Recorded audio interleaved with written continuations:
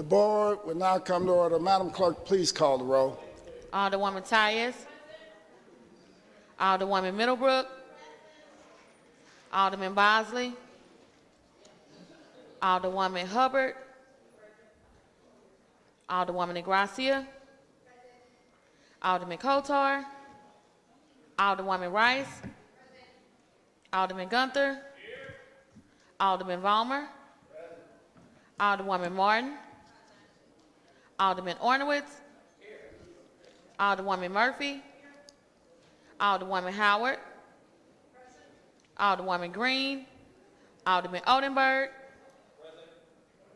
Alderman Rhodey. Alderman Todd. Alderwoman Davis. Alderwoman Spencer. Alderman Muhammad. Alderman Boyd. Alderman Vaccaro. Alderman Narayan. Alderman Cone. Alderwoman Clark Hubbard. Alderwoman Boyd. Alderwoman Navarro. President Reed. Here. Alderman Bosley. Alderman Kotar. Alderwoman Green. Alderman Rhodey. Alderwoman Spencer. Alderman Narayan. Alderman Cone. 22 present. Quorum being present, we will be led today in prayer by Imam Jihad.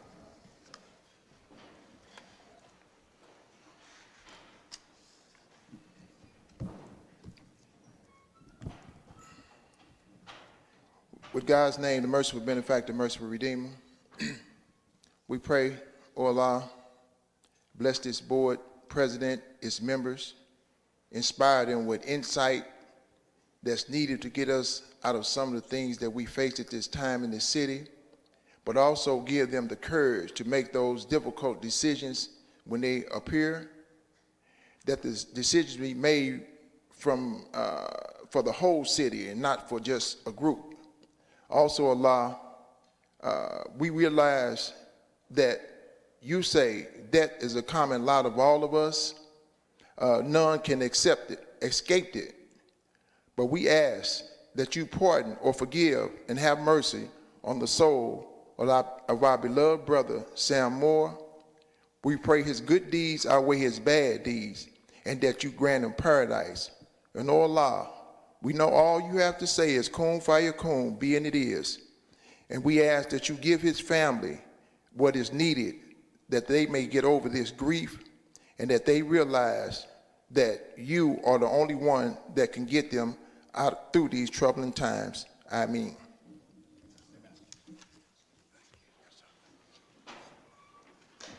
We're so thankful that Imam Jihad has joined us here today and agreed to do the opening prayer. And I know this has been a tough week for all of us individually with the loss of our brother and friend and colleague, Alderman Sam Moore. I know myself, I've been saying prayers for his family and friends. It's a tough loss, and it's a big loss for us, the entire city. So I ask you all if you can join me in a moment of silence for the loss of our brother Sam Moore.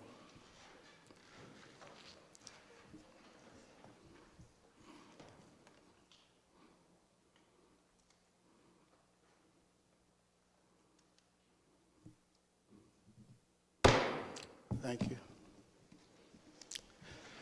Alderman from the 22nd. Yes. Mr. President, members of the board, I just would like to take this opportunity to stand and thank God for the time he gave us to serve with Alderman Sam Moore. Alderman Sam Moore was a legend, not only in the 4th Ward, but across this city. He was a man that was known for being very passionate about service to his community. One thing I liked about him is he was unafraid to stand up for what was right. and he will truly be missed. It was again a pleasure and an honor to serve with him. He was a great man. Thank you. Thank you. Alderwoman from the 5th. Thank you, Mr. President, members of the board. I would also like to stand in honor of Sam Moore. He was a fighter. We don't have that type of leadership anymore. He was a warrior for change and uplifting black people. And it's my hope, because I get tired of all the divisions, it's my hope that we can, if you truly loved him and cared about what he stood for, I hope that we all could work together. You know, it's always so much going on down here, and oftentimes we're so beat up, just trying to serve, just trying to do the greater good. And I just hope that we can just move forward and do what's in the best interest of those who elected us to lead. That's what Sam stood for. His whole life embodied that. And his passing, I took it hard because you don't see people who aren't afraid. He didn't have any allegiances to anybody. His allegiance was to his community and to the people who elected him, and whatever he had to do to try to deliver something, he did that. And he stood for the brick. But I stand here before you today saying that brick by brick, I'm going to carry his legacy. You know, the legacy of the war, that was stealing one brick at a time. We all going to stand up for that, because that's all we know. You know, that's all we come from. And just to even have been in his presence, to see his leadership, it inspires me daily. So I just hope that we all can get past the petty differences and work together on everything, because there's too many people depending on us to work together. And that's all I have. All right, thank you.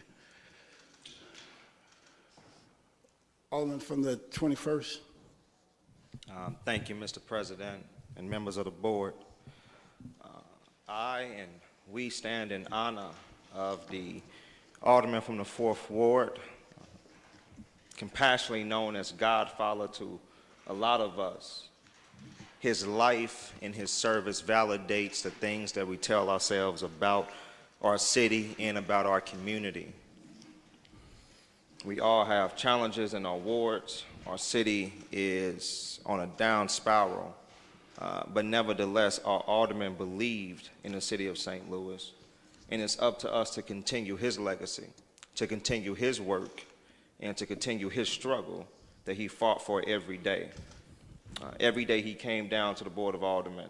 When he was feeling good or when he was feeling bad, he would show these pictures that's on the side of his desk of the 419 vacant buildings that surround the 4th Ward, and he would beg for help from the mayor's office, from his colleagues down here, and from the administration.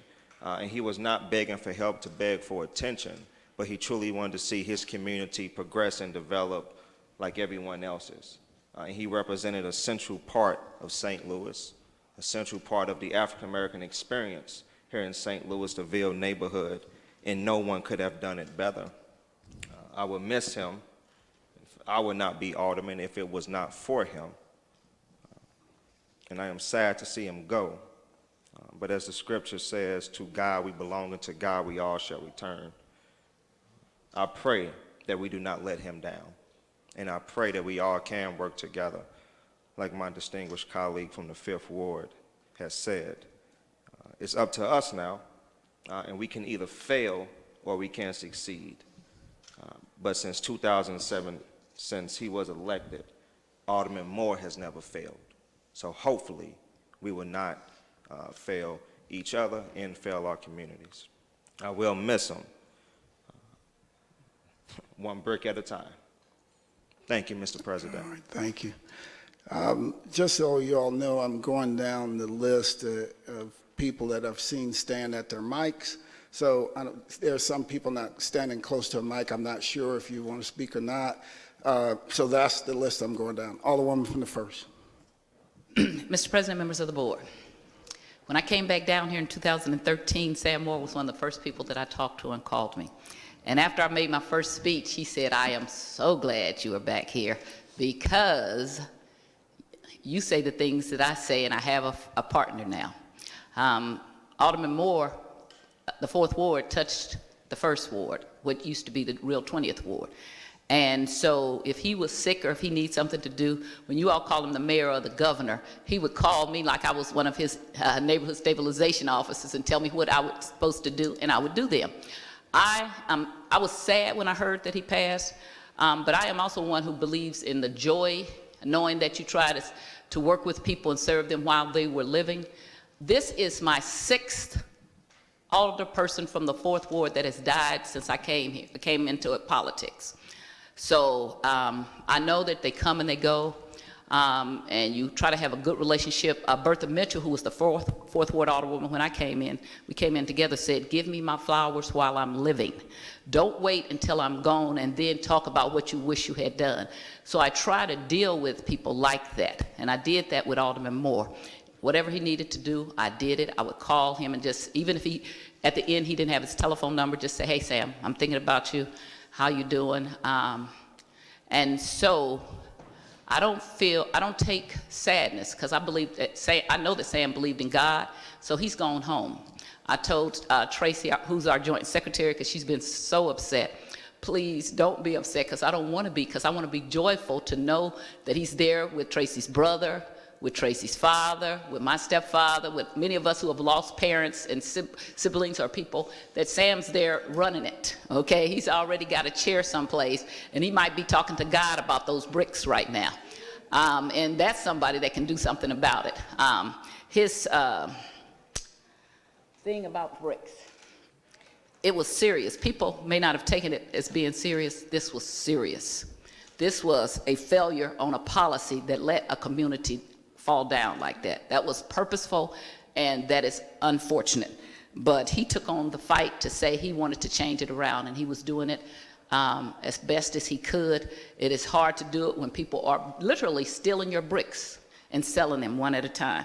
I always understood his fight, because in order for me to go places, a lot of times I drove through the 4th Ward, and my heart would drop, because nobody wants to live like that. Nobody expects to live like that. And so when I hear people on TV saying, well, I didn't expect that to happen in my community, I also hear you saying, but you expect it to happen in mine. And we don't expect it to happen either. So Sam and I had a lot of similar philosophies about fighting for North St. Louis, making sure that we were included at the table, not cutting the cake, but putting the ingredients in. So we had good conversation. He was a good person. He's in heaven. He was a person who cared about his community and cared about his constituents. I called him sometimes, and I got him while he was sick. And just like Norma Leggett, who was his former committee woman, when you started talking politics to Alderman Moore, he would perk up, and he would be happy. And that's what I knew about Norma. I would call Norma when she was dying and say, hey, Norma, what you doing? And just talk politics to her. And people who are really committed and passionate about politics, to the end, they care about that. Sometimes family may not understand, because you have to leave your family a lot to serve. It is something, when you say thank the family, you really should, because the family gives up a lot for you to serve. And his wife did that. I loved her. I loved Sam. Sam's in a better place. He's going to be all right. Some of you all might think that you're sad. I'm not. I'm happy for Sam. He's gone home. Hallelujah, hallelujah, hallelujah. Go home, Sam, and enjoy your reward as being a child of God. Sam Moore, I'm going to miss you. I respect that you were here, but I'm not going to mourn for you. I'm going to be joyful for the time that I got to spend with you. All right, Thank you. Alderman from the 18th. A very short time as far as working with Sam, but he was an inspiration to me, because Sam, he called me a warrior too, and Sam was a warrior.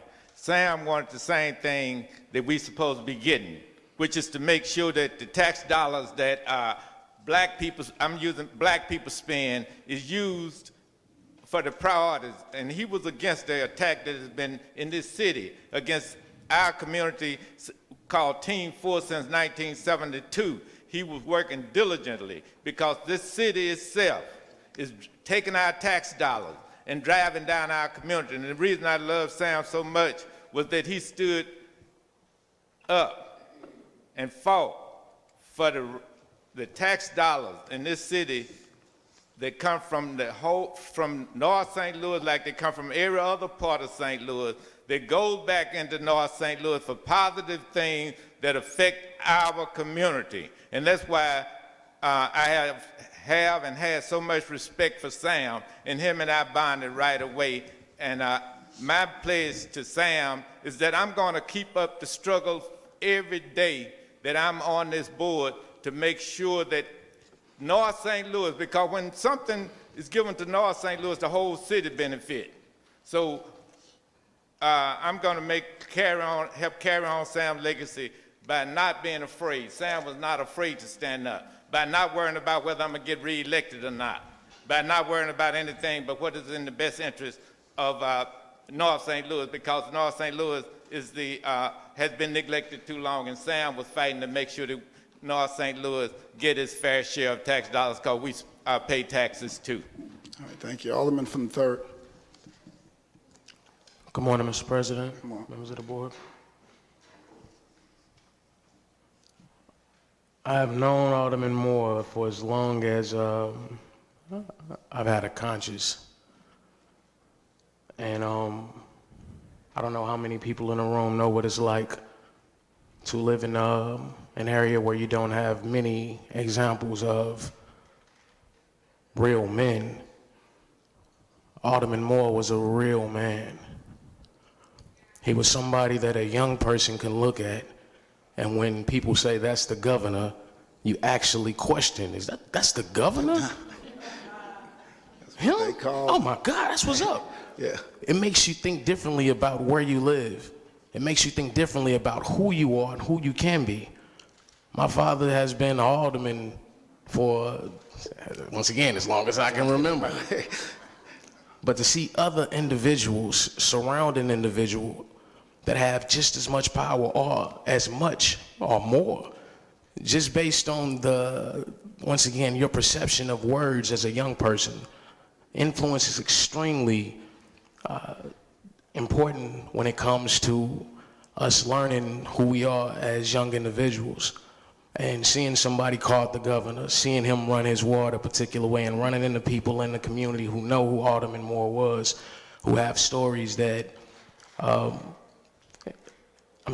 there's so many that you can't even recall.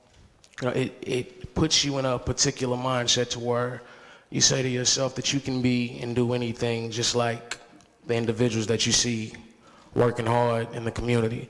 Sam always talked about violence. He talked about the teddy bears being put up on poles for all the individuals gunned down. We always, as a community, put those things up, and those are symbols that there was a life here at this point, and it was taken in this area. I have a teddy bear here today, and I don't want it to be stuffed with cotton. As the weeks go by, and I know we'll do something formal for Sam, every individual who's had a personal interaction with him, if you have something, some type of memorabilia, a picture, leave it on my desk, leave it on his desk. I would like to fill this teddy bear with something other than the cotton that it was made with. I want this to be a symbol of Alderman Moore, that he is somebody who lived, an individual who actually did things, and in history, as things transpire in this board, if I'm here or if I'm not here, I would like to keep this here, and maybe the people in history open this up and look in it and see who Alderman Moore was, and not just look on the paperwork that we have for, and look at the board bills that we put forth. Every 10 years, everything is going to change. The same ideas that we have right now that we fight in this board about every day, go home and be angry about, somebody is going to come and rewrite that. We amend board bills all the time on a regular basis, and we'll continue to do those things.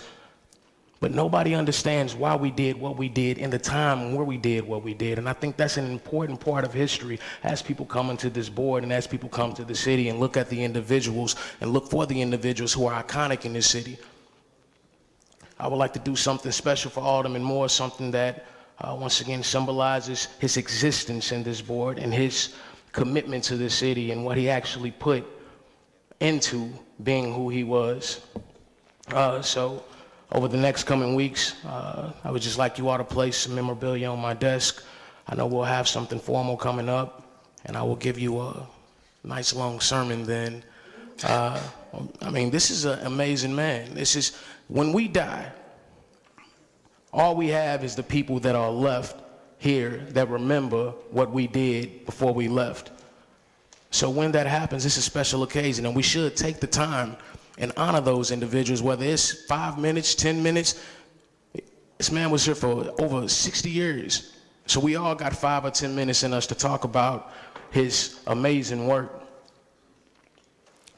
I appreciate everybody.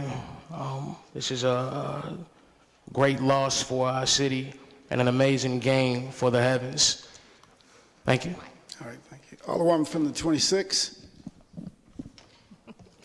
Did you see me stepping away from my microphone?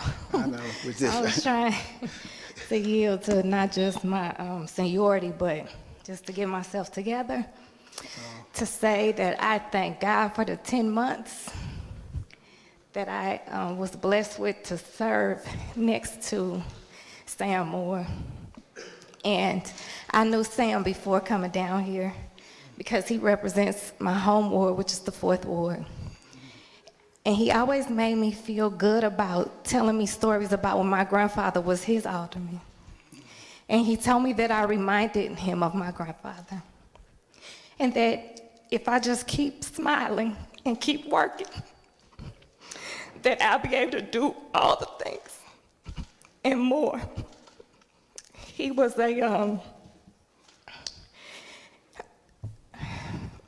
Terry tells the story of the lion and the lamb. And that the importance of telling your own story. Because if you only listen to the lion, you won't learn about the lambs that got away. I feel like Sam was the lamb and the lion in his story. Because he constantly was a lion, a warrior, like my colleagues have said, and fought for his, not just his community, not just the 4th Ward, but the entire city. African Americans, Black people in the entire city. But he also, his 4th Ward was the lamb. And I've sat with him and I've heard him speak about feeling humility and weakness and things that he didn't think he could finish, that he didn't think would get done.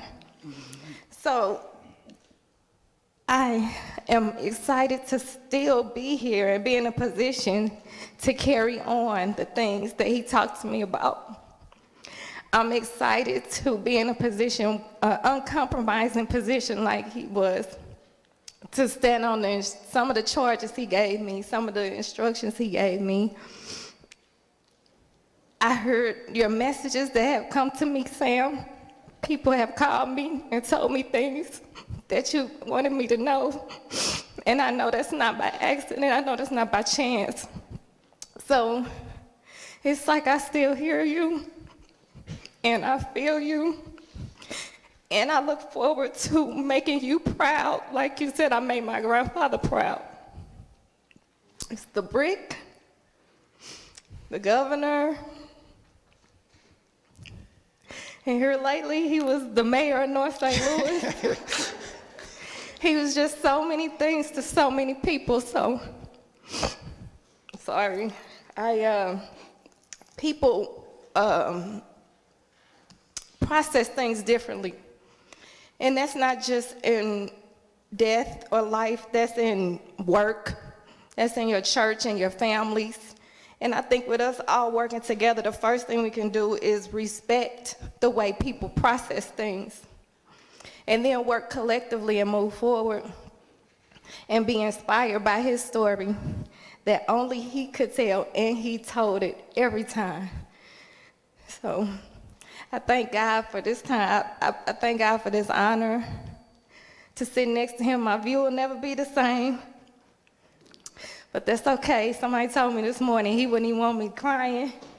He wouldn't want me to do any of that. So once I get past this, don't worry, I'm ready, like everybody else is, to stand in the gap for you, Sam, not just for the 4th Ward, but for the city. Thank you. All right, thank you. Alderwoman from the 2nd.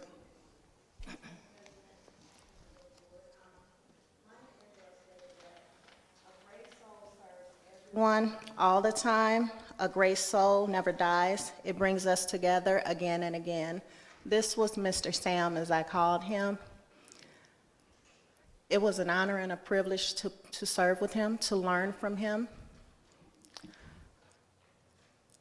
he knew I always had snacks.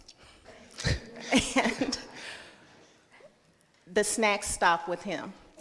I could get a little bit out, but the bag would end up with him, and that would be it.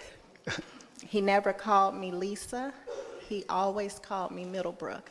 And I would ask him, isn't it just simpler to call me Lisa? And he said, nope, Middlebrook. He could always bring a smile to my face with the blow of a kiss or just a good morning. He will be dearly missed. We will continue his work brick by brick. Thank you, Mr. Sam.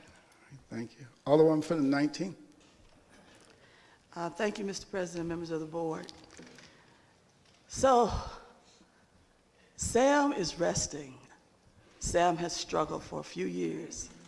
And we have to say, God, thank you for giving him a break so he can come and watch over us now. Because you know, somebody, when you know you got somebody up there with the man who makes all plans and makes all decisions, can give him some more insight in working with us. Because you know, we are what I consider to be a pattern that's always changing. You know, you thought you wanted the design to be this way today, and then you cut it, make it go a different way the next day. And that's who we are. And that's how we've got to understand how this work happens. Sam was somebody I've known over 35 years. I knew Sam when he was so jazzy on the streets, okay? That man could outdress anybody, anywhere, anytime, as you saw him here as well. But he was even greater early on. But he took the time to work with a lot of young people. You know, when everybody wanted to be a rap star and everybody wanted to go down the wrong road to get there, he would gather them up. He would teach them about the business. He would make sure that they could go to a recording studio without doing the wrong thing to go to a recording studio. He worked with young people all the time. You know, he was an avid boxing fan as well. So we shared that too. He had so many ways that he helped others. The fact that he was a craftsman, you know, sharing that with young people. There are other ways to make money, and you can have a career. So to take all of that and bring it to the 4th Ward and share it was quite incredible. You see, when you think about the 4th Ward and its journey over the last 50 years, it was unfortunate that they had to go through so many alderpersons for various reasons. And as the alderwoman from the 1st Ward, so many of them passed on so fast. Even the younger one, Mike Mitchell. And so they didn't have that stability. But Sam got in there and he was a workhorse, day and night, and gave that ward what it needed. And what many people don't know is the last 10 years in the redistricting from before, the 4th Ward was a part of the 18th Ward, the 19th Ward, and the 5th Ward, and a little bit of the former 20th Ward, encompassed the 4th Ward at this time. And so a lot of us knew people there, understood his challenges, and he was always looking for that information to add to what he was doing. And so even today, as I stand here, I've already given Sam my promises.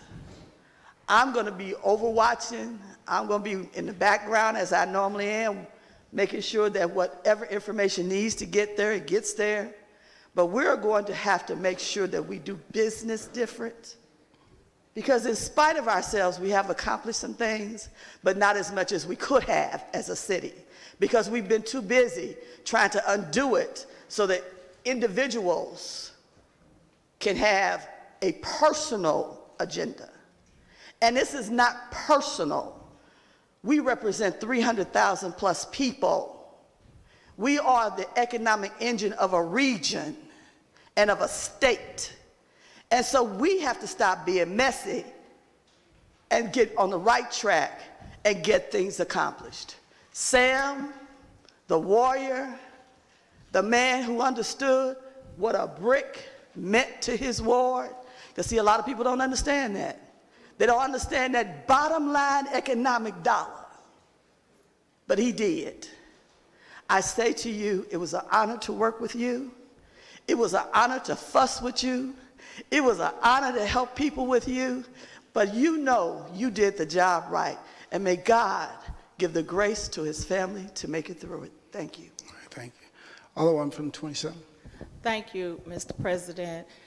A lot of my colleagues have already said what's in my heart, but one thing that I can say about Sam, you know, people can say what they want to say about older people, but when you have a man that's sick and can't move, and he calls his colleagues and gives orders and says, this is what needs to be done, that's somebody that's committed. And when I came down here, he thanked me and said, now we're going to work together to make things happen. And as my other colleagues said, everybody need to take heed. It's not about us, it's about a city. And until we get past the pettiness, we will never build our city. And so I respect what he did, even though I thought I was the only girlfriend, but that's okay. You know, my heart was broken. I found out, you know, but it's okay. And so I loved him for who he was, and I loved him for what he did and the fight that he had. So thank you, Sam Moore. Thank you. Alderman from the 23rd. So, you know, my perspective is slightly different. I really loved and appreciated Sam. We would be able to fight on one subject, be friends on another subject, but at any time, we never stayed upset with each other over any single thing. We may have differences and agreements. He was a good guy. When I first came here, one of the things that Mr. Slay, not the mayor, but his dad, was the first thing he put on every piece of his literature, everybody's man, nobody's boy. And I can tell you, Sam should put that on his epitaph, because Sam fought for his neighborhood. He didn't care whether the mayor, me, the president of the board, the Pope disagreed with him. It was about his neighborhood, and that's what we should all do. And it seems to me this board gets more and more and more divided, and Sam he never did. In other words, we could fight out here and yet go in his office and he'd do that silly laugh that only Sam has, that is very recognizable. But again, he was the epitome of what I was taught. Everybody's man, nobody's boy, and believe it. All right. Alderman from the 12th. Thank you, Mr. President, members of the board. I met Sam when I first got elected in 2011. First time I met him, he said, so you're that guy that was 1,000,000 to 1 to beat Fred Heidert. You was the biggest underdog in the city. I bet you made a lot of money. But, so we came on from there. Sam was always a very personable person. He worked hard for his constituents. There's no doubt about it. He was very passionate about a lot of things. You know, Sam, you know, he's the kind of person, you know, he could kid with you, but his work was serious. My tax lady lives up on Maffett off Andover, and Sam caught me going up there one day. He said, Arnowitz, what are you doing in my ward? I said, Sam, I know people who live over here. Well, I don't like that. I said, but actually I'm on the east side. I'm actually in Freeman's ward, I tell him. He goes, that's right, I'm on the other side. He goes, but you know, Sam got around. He was always riding his neighborhood, and I know there was a lot of people in his last election that evidently were talking about running against him. He doesn't do that, and he doesn't do that. And he got up on his floor and says, I got news for so-and-so. I'm still the alderman. I'm not dead, and I'm still doing my job. And, you know, Sam, that's a very serious person. So there's a lot to say about Sam, and everybody has said it. And there's no doubt, you know, we say North St. Louis, South St. Louis, Central West End. To me, it's all St. Louis. I just hate dividing things up. I will echo the sentiments from my colleague from the 5th Ward. You know, there's not always a lot of opportunities, and we know that in our St. Louis for redevelopment. So, you know, when something's trying to be redeveloped, instead of arguing down there, look, it's called automatic courtesy.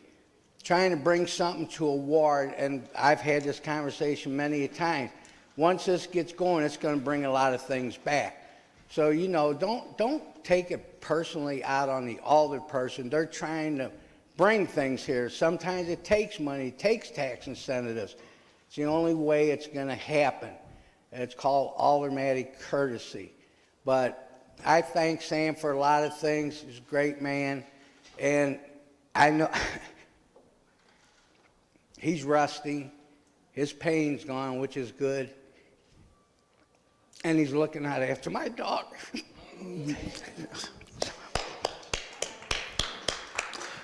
Alderwoman from the 20th. Thank you, Mr. President, colleagues, friends. I have to agree with my colleague, the alderwoman from the real 20th Ward, and not be sad today, but be happy and honor the moments that we all had with Sam Moore. Many of us had the opportunity to share in a living tribute when we thought we were going to lose Sam a couple years ago. Many of us went up to the 4th Ward to celebrate his living life. I myself was running late that night, looking for the church, and I got out of my car, and as I was walking down the street, somebody stopped me and they said, "Are you lost? Are you looking for someplace?" I said, "Yeah, I'm looking for," I can't remember the name of the church, and he said, "Oh, Sam Moore's tribute." I said, "Oh yeah, are you going?" He said, "Well, no, it's 4 blocks down. You're at the whole wrong intersection." I said, "Oh, well, are you going? Can I follow you?" He said, "No, I'm not going." I said, "Well, how do you know where it is?" He said, "It's for Sam Moore. He's the governor." He wasn't even going, and it dawned on me just what an impact he made throughout his community. Everybody walking down the street at any given time seemed to know Sam Moore. We often disagree down here, and Sam often disagreed with what we were doing down here. I'm sure at some point disagreed with each and every one of us, but he never did it with meanness. He never disagreed with anything other than kindness in his heart. And I think we could all learn just a little bit from the way Sam Moore took the issues to heart, but took humanity with him with every stance he took. It was an honor to serve with Sam. I'll miss you. Sam, I miss sitting next to you. It was an honor to share my seat with you, Shamim. But most of all, I'll miss the smile that Sam brought every Friday and the morning kisses. Thank you, Mr. President. That's all I have. All right, thank you. Alderman from the 10th. Thank you, Mr. President. Members of the board, Sam was a lot of fun. He took my old office over when he came down there. I sat and talked to him one day. Little things you might not know. Sam was addicted to the Three Stooges. He said his mom wouldn't let him watch anything but the Three Stooges as comedy growing up. It was fascinating. He also, he ended up in St. Louis because they were coming here from Arkansas to go to Chicago, and his dad ran out of gas. And he said, well, this is where we're staying, and he's loved it ever since, he said. And the one thing that's, his nickname is the Brick. His father got ill. His father had a used furniture store, he told me. And to make money for the family, he laid bricks for a living, and that actually made him ill and changed Sam's life also. So it's amazing that the Brick was raised by a man who laid bricks, and Sam will miss you very much. Thank you. All right, thank you. Alderman from the 6th. Thank you, Mr. President. I rise alongside my colleagues to just it was such an honor to serve with Sam. Anytime I saw him, he always asked how my kids were every single time. He would not pass me without giving me a hug and a kiss on the cheek. I learned about boxing from Sam. I was lucky enough to be able to go to a couple of boxing tournaments with him. And some of my favorite stories were when we talked about crazy constituent requests that we got or crazy interactions we had with constituents. And two of my favorites are Sam was driving down the street and somebody motioned him to come over, so he pulled over and he said, "Sam Moore, I see you out here in this ward cleaning up the streets all the time. Thank you so much for what you do. You're an incredible person in this community." And Sam was touched and he said, "Thank you so much." And the guy had a bag of trash and just dumped it out right in front of him on the curb. So Sam thought that he was getting accolades. You know, constituents do crazy things. And he got a call one time at 4 o'clock in the morning, and a woman had a bat in her house. And she asked if he could come over and deal with the bat. And he said, "Ma'am, I'm sorry, I don't really do bats." And she said, "Well, that's funny. I don't know what you do then." So he had a really wicked sense of humor, was kind, and always willing to lend a hand, always willing to be, if you disagreed, to do it with kindness and with a warm heart. So I'm happy that we're celebrating Sam's life today and that we have him looking down over us now. Thank you. Alderman from the.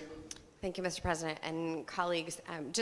Again, was only able to serve with Sam for a short time, but had the honor of going on the tour of the 4th Ward and really listening to all of the troubles that he had, but also the successes, the places where developments were coming in only because of his dedicated hard work, and the momentum that he was building within the ward, giving his people something to be proud of, talking about how he rallied students and families to come back to Sumner High School and to not close it down, because he said he walked door to door to tell the neighborhood to get your kids in this school, otherwise they're going to close it, and it worked, and he was able to sustain that. And he was a fighter, he was a lion, he had a fire in his belly but a twinkle in his eye, and it was the most joyous thing just to watch him walk in here in the morning, dressed to the nines, right? No one dressed better than Sam. I agree with my colleague from the 19th, no one could top Sam. And to say, to warm hello to everyone, a nickname for all of us, and his presence will be greatly missed here and in his community, and I'm just so honored to have been able to serve and to learn from him. Any further discussion? Also, all of you know that Sam and I were very, very close, very dear friends. We called each other family. When my father passed away in Mobile, Alabama, I went down for the funeral. I didn't tell anybody because I didn't want, I just wanted to keep it, to myself. Went down to the funeral, and my father and I were real close.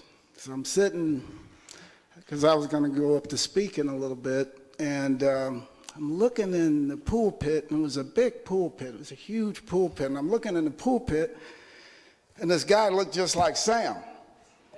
And I was trying to make eye contact with him, and one time he looked over at me, and he looked right back and kept looking forward. I was like, I think that guy looks just like Sam. Then I was thinking to myself, well, when I get up to go speak, I'll be closer to him, and I want to tell him I know somebody that looks just like him. And right before they called me up to speak, they said, we have a surprise guest. And they called Sam up, and Sam sung for us. Brought us all the tears in the church, because he sounds just like my father when my father sings, I'm a soldier in the army of the Lord.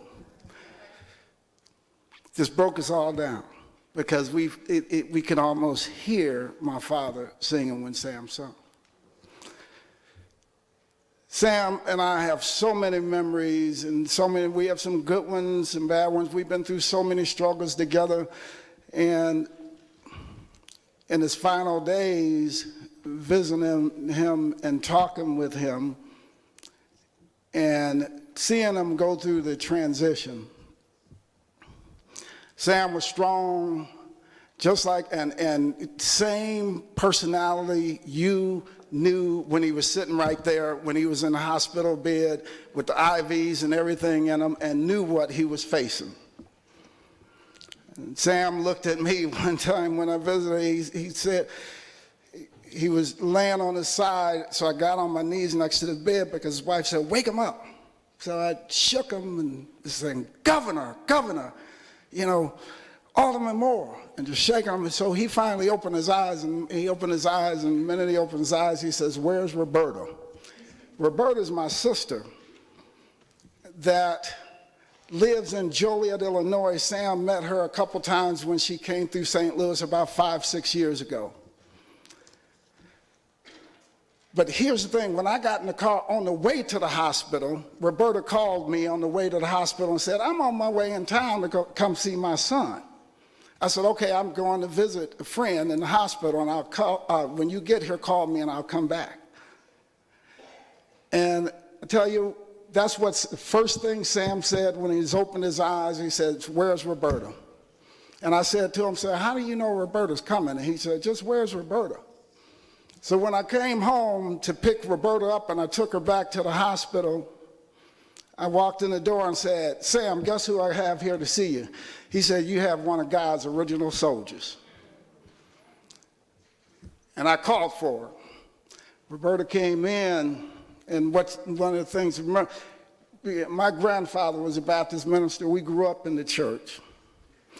So my sister Roberta never leaves the house without her holy oil.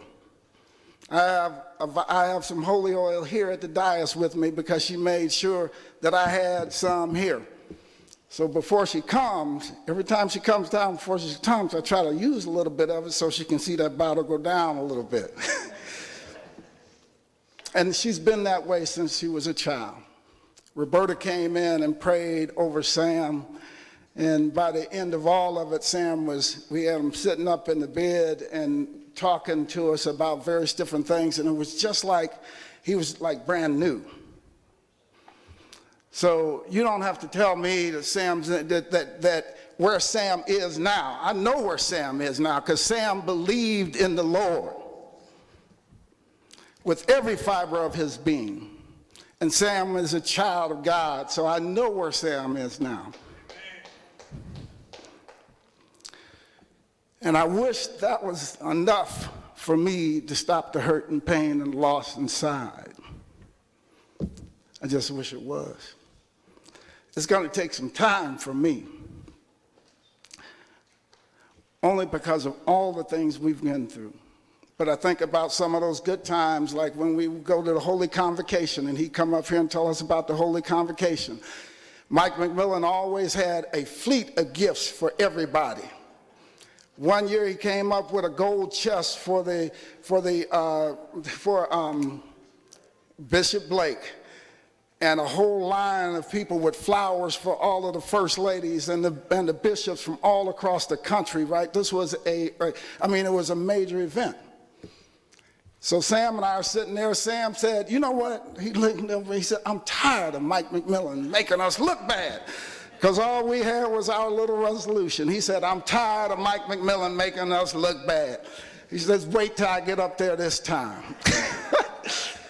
So we go up to give our resolution. I said, Sam, you coming up? He said, no, y'all go up. I'm going up by myself. And I was there, all right. So we went up and gave our resolution, and we're on our way out. And the convention center, they had these big jumbotrons. Sam came up to the mic, and Sam belted out, I'm a soldier. And then he went on and said, I don't know what you come to do, but I come to shout. And then all we saw in those big jumbotrons was his blue alligator shoes. They zoomed in on him. He was dancing. He had the whole place up and everybody rejoicing in the Lord by the time we got to the back door. So that was Sam. That was Sam. Sam understood, and he knew how to touch people. He knew how to take people from where they were to a better place. And Sam gave me some instructions, as he always did. My son Sam Moore called his namesake because I knew Sam before I knew my own kids. When my son Sam gave Sam Moore a card holder one year for Christmas, and he handed it to Sam, I saw Sam tear up and get choked up and tear up because of it. So Sam was a sensitive man also. But in the instructions that Sam gave me, Sam said, Lou, y'all have to get Dwayne Evans elected in the 4th Ward. And he also said, a lot of these people that keep messing around in the 4th Ward, I want them out. And you all heard some of the names that he called when he was at the mic here. He gave us the list. So the former mayors and folks like that, and you all know who I'm talking about, look them up and tell them to stay out of his ward. And if we want to honor his wishes, one of the things that he talked about, he said he wants to see Dwayne in that seat. And he looked me in the eye and he told me several times that that's what he wanted. I'm going to miss my brother.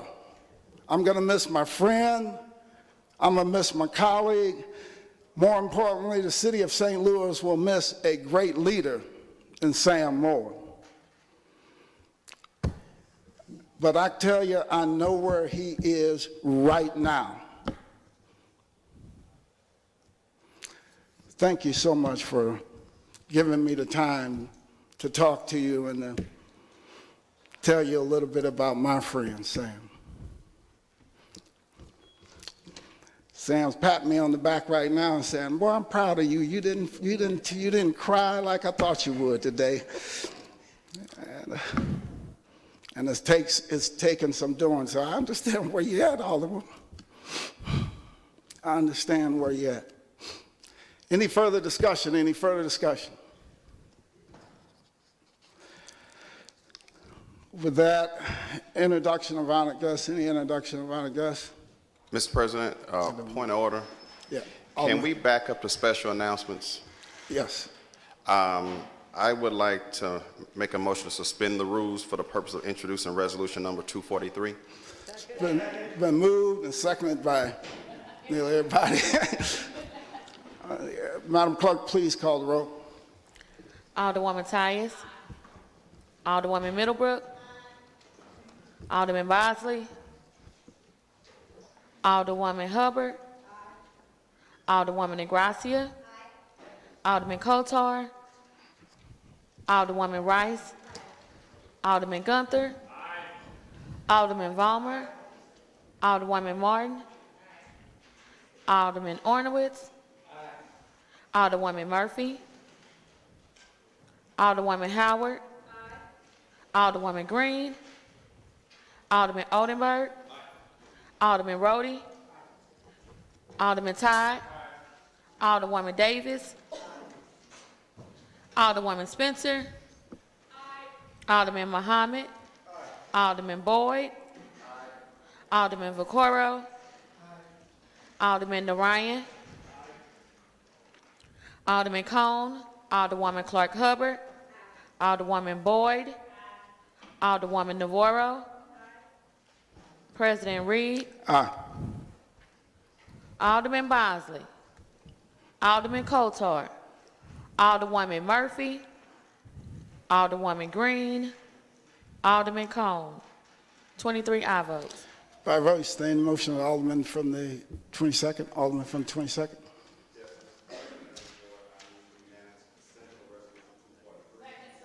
Hearing no objection, you recognize? 3 is to amend the last day for first reading of board bills, which we passed with Resolution 206 on January the 17th, and established today, February the 21st, as the last day to introduce board bills. And the reason for this is the extenuating circumstance that we have and the opportunity to first read a board bill later on. All right, thank you. Would you like to make a motion for adoption of resolution? Yes, I would. So I move for adoption of Resolution 243. Moved by the Alderman from the 22nd, seconded by the Alderman from the 23rd and Alderwoman from the 27th. All in favor signify by saying aye. Aye. Opposed, motion carries. Madam Clerk, please make note of that. So noted. With that, we will spin with our regular order of business, take up our courtesy resolutions calendar. Alderman from the 19th, you recognize on motion for our courtesy resolutions calendar. Thank you, Mr. President, members of the board. I move for adoption of our courtesy resolution agenda. Moved by the Alderman from the 19th, seconded by the Alderman from the 12th. Alderman from the 1st, would you like to approach the dais? Thank you. Thank you.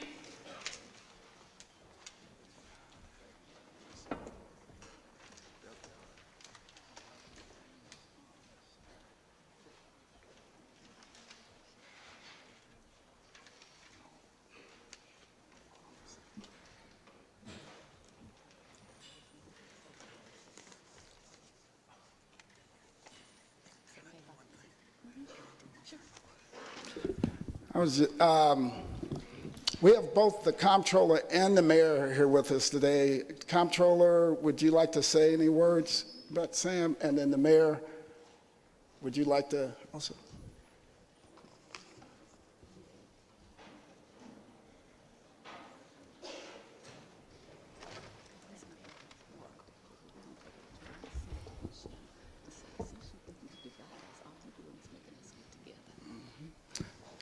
Thank you, Comptroller. Mr. President. Alderman Sam Moore, I think that it has all been said today, but what I will add is that for me and myself, Sam Moore was the gentleman of the Board of Aldermen. Sam Moore knew the friends, the foes, the this, the that, where the bodies were buried. But Sam Moore also brought class and gentlemanness and always said, and I'm going to speak on behalf of you, Mr. President, he did tell you to work with me. Mm-hmm. Yeah, he did. Because he told me that he told you. Yeah, yeah. And I'm going to tell you that he's looking down on the beautiful North St. Louis city that he told you to work with me about. Yeah, yeah, yeah. And I think that's enough. And I just want to say amen. Having known him is one of my greatest joys. Thank you. Thank you. Alderman, excuse me. I was going to say Alderman from the 28th, but Madam Mayor. Mr. President and members of the board, it's my honor to be here with you today to honor our colleague, Alderman Sam Moore. Sam Moore was, as has already been said, a gentleman of the first degree. Sam Moore, as he said in his last Twitter post, be kind to one another. I think those are very good words for all of us. And he was a strong man, very strong man, and cared very deeply about all of the people of the city of St. Louis. I considered him my friend. I think everyone here considered Sam Moore, Alderman Sam Moore, your friend. And that's the highest honor, I think, when someone unfortunately passes away way too soon, that everybody wants to claim him as their friend. So thank you all for letting me have a little say today. Appreciate all of you. Thank you. Okay, thank you. Alderman from the 1st. Oh, it's still morning. Good morning. I'm here today because this is the second to the last day of Black History Month. Tomorrow is the last day, and Sunday starts Women History Month. Sometimes we forget about that. I get to check 2 boxes because I'm black and I'm a woman, and I tell you guys all the time that I care about both issues and I fight for both issues. I will speak up for women. I will speak up for black people. I had a bigger ceremony planned for some special things, but in honor of my friend and my colleague, I did scale it back. There were some things I couldn't scale back. I already passed these resolutions last week. In order to celebrate Black History Month and Women's History Month, I decided that I wanted to honor some of the hidden figures that are in our community, that are sitting here, right here in City Hall. Black History Month is an annual celebration of achievements by African Americans, and is a time for recognizing the central role of blacks in U.S. history. It is celebrated in February. Black History Month gives us an opportunity to honor the often neglected accomplishments of many black Americans in every area throughout our history. Since 1976, every president has officially designated the month of February as Black History Month and endorsed a specific theme. This year, the Black History Month is in honor of the centennial anniversary of the 19th Amendment, which was passed in 1920 and gave women the right to vote, and the sesquicentennial of the 15th Amendment in 1870 that gave black men the right to vote. Notice that for black women to be able to vote, we had to have 2 amendments to the Constitution. White men always have the right to vote. In April 2018, there was a national celebration of black women that was launched to recognize extraordinary black women. And this arose out the necessity not only to talk about our pain and our struggles, but also our successes. I hear our children say sometimes, I don't want to hear any more about slavery. It's not that they don't appreciate our history, but they want something to motivate them, and they want to hear about our successes. When you know your worth and your historical worth, it is a great asset to your next generation. A few years ago, there was a movie that came out. It was called Hidden Figures. And everybody loved Hidden Figures, and it was about these black women who helped NASA. I grew up during that time. I watched John Glenn go to space. I watched the space program. Not one time did I ever hear about Hidden Figures. I didn't hear about those black women that were back there doing the mathematical calculations. I would have loved that, because I loved math and science growing up. So to see those women, we didn't hear it. We had to wait until a movie a few years ago to tell us about how great we are. There's something wrong with that. I don't want that to happen amongst us in this day and age. I want us to celebrate. I want us to celebrate the first. Why do we celebrate the first? Because those people have made history, but we also want them to make sure there's a second and a third and a fourth, be it black, female, Asian, Hispanic. America is built on racial prejudice and sexism. And so we have to fight that, and we have to celebrate people who break those barriers. For many years, people were talking about Hillary Clinton was going to break the barrier and was going to be a woman president. I never believed that, and I always told them that I thought Barack would be the first president because black men got the right to vote before white women. Sexism is something else to deal with. So when you have to carry both sexism and racism, that's a hard thing to do. In the City Hall, we have three black women who are pioneers, who shattered the glass ceiling, who made sure that we were included. I'm proud to know all these women as my friends. One of them I'm known for, I'm not going to say how many years, Madam Comptroller, but we've known each other since we were your ages out there. So we've known each other for a lot of years. Some of them I've been able to mentor, and I've met recently. Some of them I grew up right next to the same ward. They've been to all of them, been to my house, and I consider them my friends, and anything I can do for them, I wanted to do.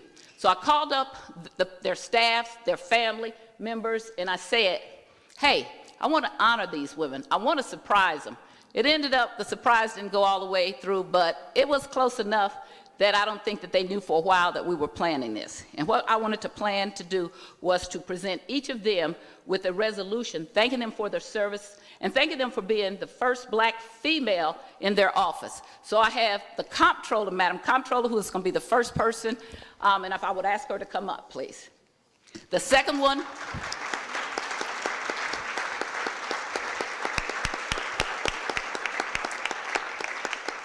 The second person will be Madam Treasurer.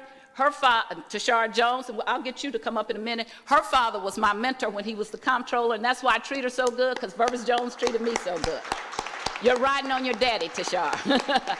And lastly, but not least of all, is Kim Gardner, who's been to my house, who's an attorney like I am, who I don't know anybody who has been attacked as much as me except for you, okay? So I want you to know there are people who appreciate what you do and that I know how honest you are and who you are, and I've been there. And I want you to know it don't make no difference about people trying to knock you down, because this Board of Aldermen took my seat. Here I stand today to honor all three of you, because still I rise, okay? That's what I want you to know. I have here the resolutions, and I want to read it, because there's some things you don't know. The Madam Comptroller has been the longest serving person on E&A of anybody. I was here when she came. I want to read her resolution. Nobody has served for 20 some odd years. I don't tell you how many years, okay? You can guess, but it's, she will say out loud 1995, so you can do the math, okay? Whereas Darlene Green is a native of the city of St. Louis, graduating from Vashon High School, one of the St. Louis historic high schools for African Americans, earning a Bachelor of Science degree from Washington University in St. Louis. In the private sector, Darlene used her fiscal talents for 2 St. Louis retail giants, Brown Shoe Company and May Department Store. And whereas Darlene began her career in public service, serving as the budget director. I remember when she was the budget director for the circuit courts, and then for the city of St. Louis. In 1995, the city's first black mayor, Freeman Bosley Jr., appointed the city's first black female comptroller, Darlene Green. Darlene made history as the first black woman comptroller and the first woman to sit on the city's Board of E&A, known as, city's Board of Estimate and Apportionment, known as the Board of E&A. In 1997, Darlene again made history, becoming the first black woman elected as comptroller of the city of St. Louis. Whereas during her tenure as comptroller, the Honorable Darlene Green has served as a platform of honesty, first, fiscal integrity, and focus. See, this is what happens when you can't see anymore. Focused on protecting taxpayers' dollars. She led the city several years in surpluses and 9 credit rating upgrades. In 2008, the city of St. Louis received an A+ credit rating from S&P, something the city had not achieved in 35 years. Whereas Comptroller Green has actively recruited and supported the development of future generations. Her office regularly sponsors the Coro Fellowship Program, training the next generation of change makers. In 1996, she created a finance intern program in the Office of the Comptroller, which connected the local minority and low-income students interested in a financial career with real-life work experience and mentorship in municipal finances. The program served as a model for the citywide jobs program, STL Youth Job, which Comptroller Green supports to this day. Whereas Comptroller Green actively works in her community with both charitable and professional organizations. She is a member of the National Association of Black Accountants, Zeta Phi Beta Sorority, Government Finance, Officers Association of GFOA, and Friendly Temple Mount Baptist Church, and the Women's Political Caucus of Metro St. Louis. Whereas during her esteemed career, Comptroller Green has received numerous honors, including her most recent award, the Lifetime Achievement Award by the Women in Public Finance 2019, being named a Trailblazing Women in Public Finance by Northeast Women's Public Finance, and several, many awards. Now therefore be it resolved that this February 2020, during the celebration of our nation's state and city's Black History Month, the Board of Aldermen for the City of St. Louis wishes to acknowledge the many contributions of Comptroller Darlene Green to the City of St. Louis as important and significant. Specifically, this honorable board wishes to congratulate her on the significance of breaking racial and sexual glass ceilings by becoming the first black woman comptroller, the first black woman to sit on the board of E&A, the first black woman elected as comptroller of the City of St. Louis, and the longest serving member of the board in E&A, serving almost 25 years. Be it further resolved that the clerk of this honorable board of aldermen be instructed to prepare a properly inscribed copy of this resolution to be presented to the city comptroller, the Honorable Darlene Green, at the appropriate time and place, introduced this 21st day of February 2020 by the Honorable Sharon Tyus, Alderwoman of the 1st Ward. Madam Comptroller. I'm also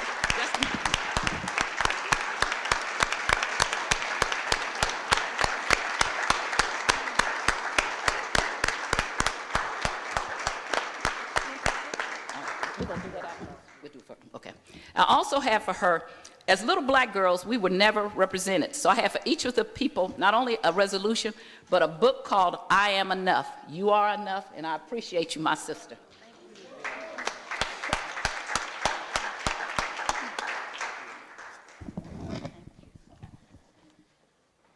Thank you. And I thank God. I thank everyone here.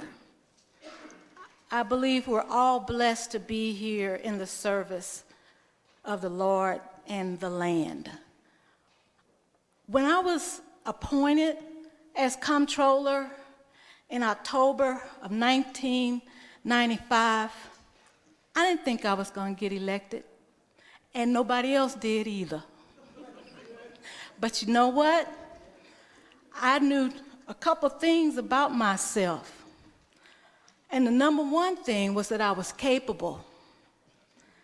I grew up in a household where, and I have not really shared this, but my mother was somebody that would ask me to do things as if I was grown or an adult. I would do it. And what I mean is, you know, raising 5 children, I'm the oldest of the 5. I didn't know nothing about baking chicken, cutting chicken, doing all that kind of stuff, but I did it. Going to the grocery store with a list in my head, not written down, and bringing everything back when I was 10. Babysitting 3 of my cousins who were 3, 4, and maybe 1 when I was 10 years old.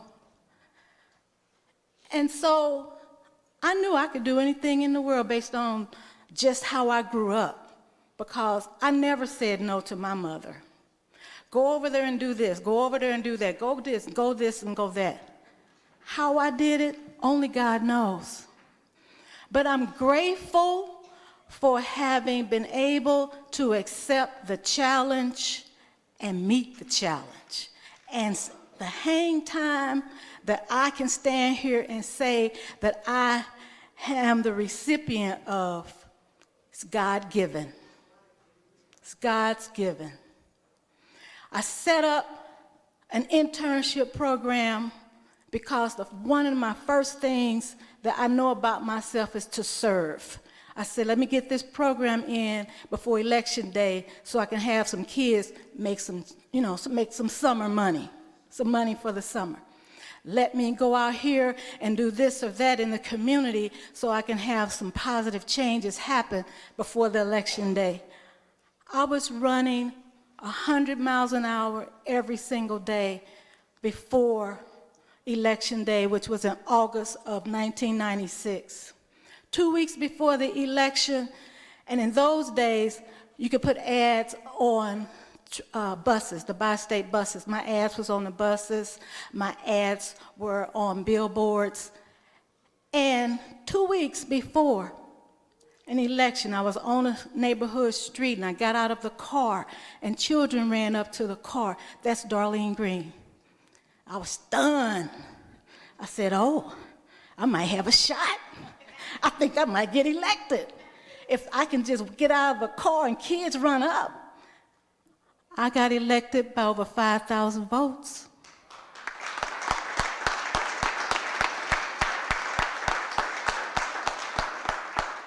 I got my first call from Joyce Abusi. Joyce Abusi said, North Side just beat South Side. I said, yeah, they did. And we've been friends ever since. I just did it with just pure hard work. I didn't know what I was doing. It was an on-the-job training for me. I already knew how to do the work in the Comptroller's office. I've been an accountant my whole entire life. When I worked for May department stores, I really wanted to be a clerk, but they said your experience is such that we need you in the accounting department, so I was a senior accountant.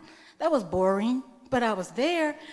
And again, just to wrap up, I'm grateful, I'm thankful. The taxpayers, the citizens of this city, those are my bosses. I look out for the people who live here. I want to continue to thrive, this city to thrive, and to try to make this the best place to live, the best place to work and play. The city of St. Louis is my heart. So I do want Louis Reed to work with me, okay? Okay, Louis Reed, president of the board, and Mayor Cruzen if she's still in the room. All right, and all of you aldermen, because the way I come, and I hope I don't come to you in a negative way, I'm always coming on behalf of the citizens. It's not about Darlene Green. It's not, ever. It's about the highest and best use of these tax dollars for the most of us and the least of us. Because they pay our salaries, all of those taxpayers, when they buy that quart of milk, that loaf of bread in the store, they're putting money towards a paycheck in this room, okay? So again, thank you, God bless everybody, and Sharon Tyus, thank you for being a wonderful woman. This lady and I, we agree to disagree, and then we move forward. And that's what it's all about.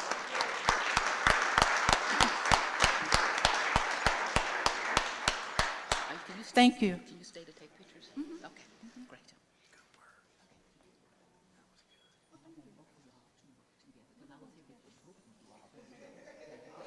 Now, I was here before both of them, and I'm ordering both of them to work together, okay? Because we got a message for Vince Shamel later. Here, let me get my paperwork here. Where did I do with it? You get your book, and there's your resolution. And there's your resolution over there. Okay. We're going to take pictures at the end. And I don't want any of you black elected officials to leave, because we're going to take a picture first with all of us. We're going to send it to Vince Shamel, thanking him for bringing us all together, because I got it like that. Thank you very much.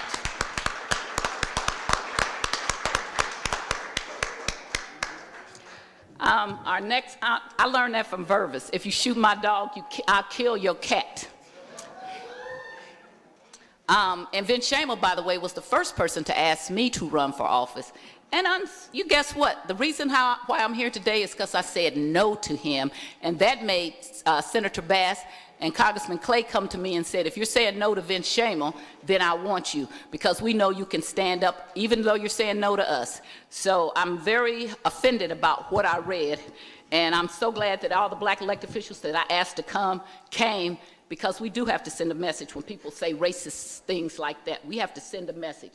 We are the majority in this city, and we do not have to put up with that kind of talk. I'm sorry. The next person I want to honor is Tashara Jones. Tashara Jones is Madam Treasurer, and I asked her to please come up to the dais, please, to the...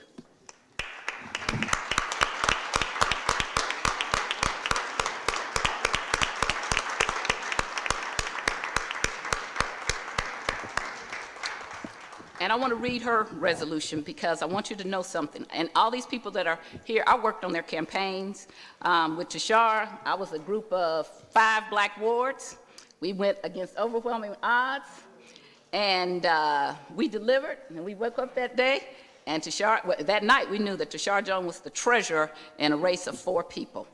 And what I want you to hear is that Tashara Jones was born in St. Louis, Missouri on March 10th, 1972, the union of Laura and Vervis Jones. Tashara grew up in a loving and close-knit family, and she is the proud mother of Aiden. Whereas Tashara graduated from Afton High School in 1990, attended Hampton University, earning a bachelor's degree in finance in 1994. In 2001, Jones earned a master's degree in health administration from St. Louis University School of Public Health, and graduated from the Executive in State and Local Government program at Harvard University's Kennedy School of Government.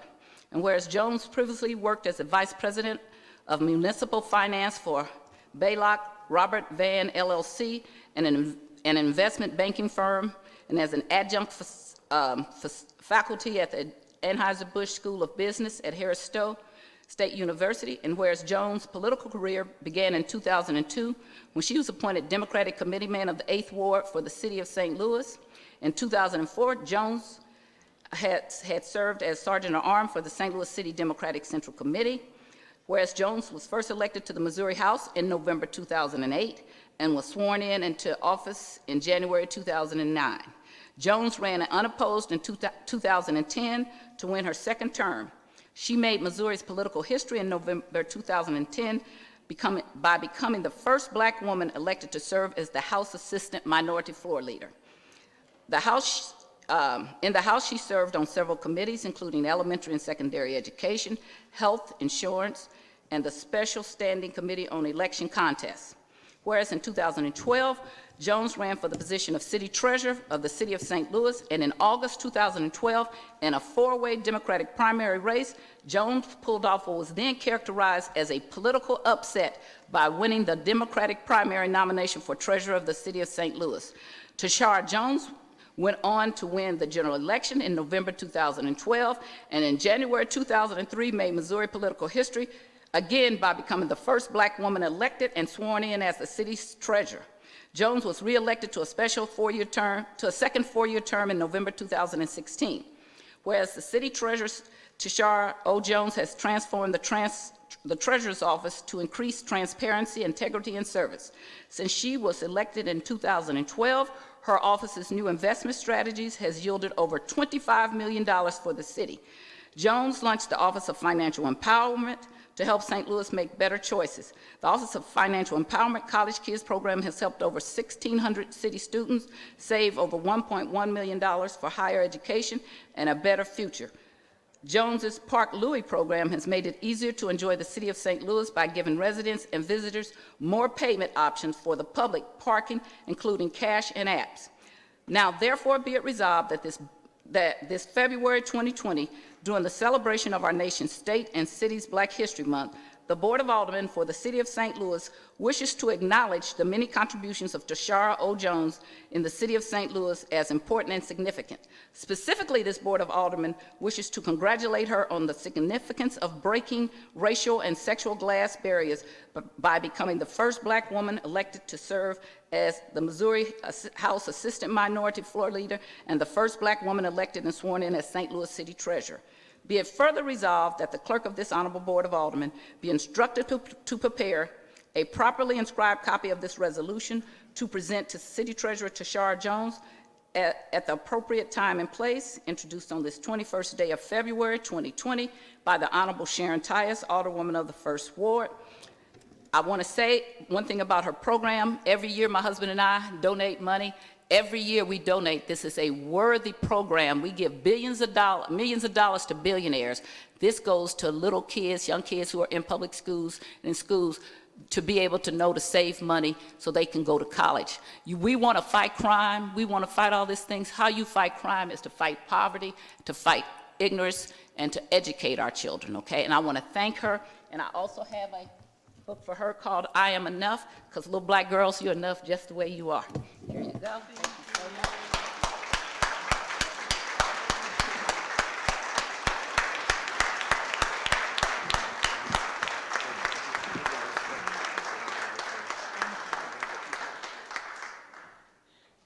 Wow, thank you. I'm so honored to be here today and honored that my father could be here with me to see this. I grew up in this very chamber when he was alderman of the 27th Ward. He sat somewhere in the middle in the back row, and I would come in here on Fridays. I remember it being summertime and it being hot because there was no summer camp options for me. So what would I do? I'd go to work with my dad. And I would remember, the seats haven't changed, I would remember that all I wanted to do was sit in the chair and spin round and round and round. Same seats, exactly. And never in a million years did I think that I would be in a position to serve the city that I love so much. And it is an honor to serve the taxpayers of the city of St. Louis in this role. Also in a role that, in an office that my mother used to work in. And I see, and many of the employees that she worked with are still there, and they remember her, and they tell me stories about her, how she loved pastrami sandwiches for lunch, and they would go get one for her every once in a while. And it's an honor to be able to see the work that you do or see the people that you touch with the work that you do. It's the College Kids program is my pride and joy in this office, and we often go to public schools and we sit in front of a room full of kindergartners, and they're sitting on a rug in front of me, and I tell them, I just gave you all $50, and their eyes just light up because they have no concept of the value of money, and they think that I just gave them $5,000 because, you know, what's $50 to a 5-year-old, right? And then we give them piggy banks because part of the program is we match their savings. So we give them piggy banks, and I bend down to their level and I give them the piggy bank and I say, now you bring this back to me when it's full and I'm gonna match everything in it. And then again, they get excited. And I think that sends an important lesson to our children that someone from the government cares about their future and cares enough to come visit them, to invest in them, and to teach them the lessons about money at an early age. We all learn those lessons, good, bad, or indifferent, from our parents at early ages. So if our parents teach us bad lessons, those bad lessons come, but also if they teach us good lessons, those good lessons are handed down through generations. And what we're trying to do in the Treasurer's Office is simply break the cycle. Because education is not the great equalizer. It takes education and wealth in order to break the cycle. And if programs like mine had been started back in 1979, it would have reduced the racial wealth gap between black and white families by 82%. That means that white families wouldn't have 10 times as much wealth. They would only have 2 times as much wealth as black families. And can you imagine what this city or our state or our country would be like if the racial wealth gap was only 2 times instead of 10 times, and what our families would be able to do with that wealth, because it wasn't handed down generationally through black families like it was with white families. Our homes in black neighborhoods don't appreciate at the same value or the same time or that white homes appreciate.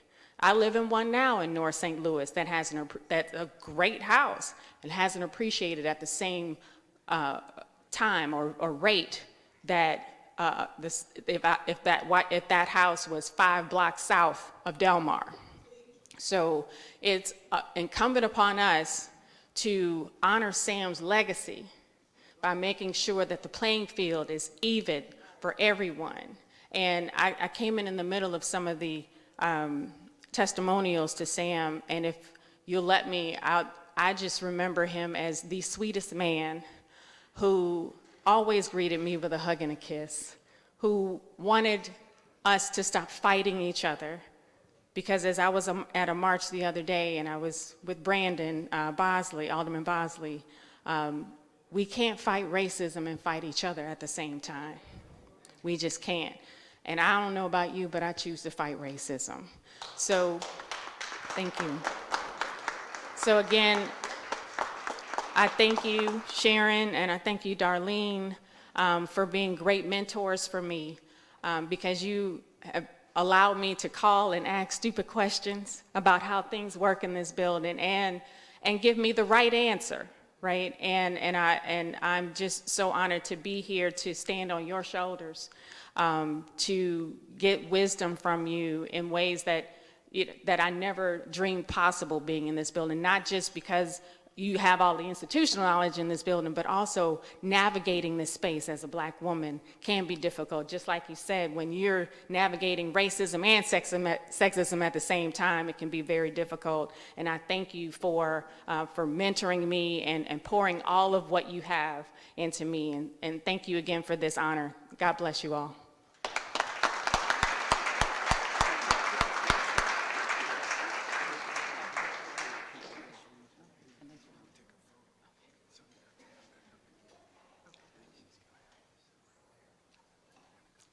And I gave the same instructions to Shara and Lewis. We're going to work together, all of us. I'm going to be the chair of the Black elected officials, and I'm going to start knocking heads like Bill Clay used to, all right? We are going to work together.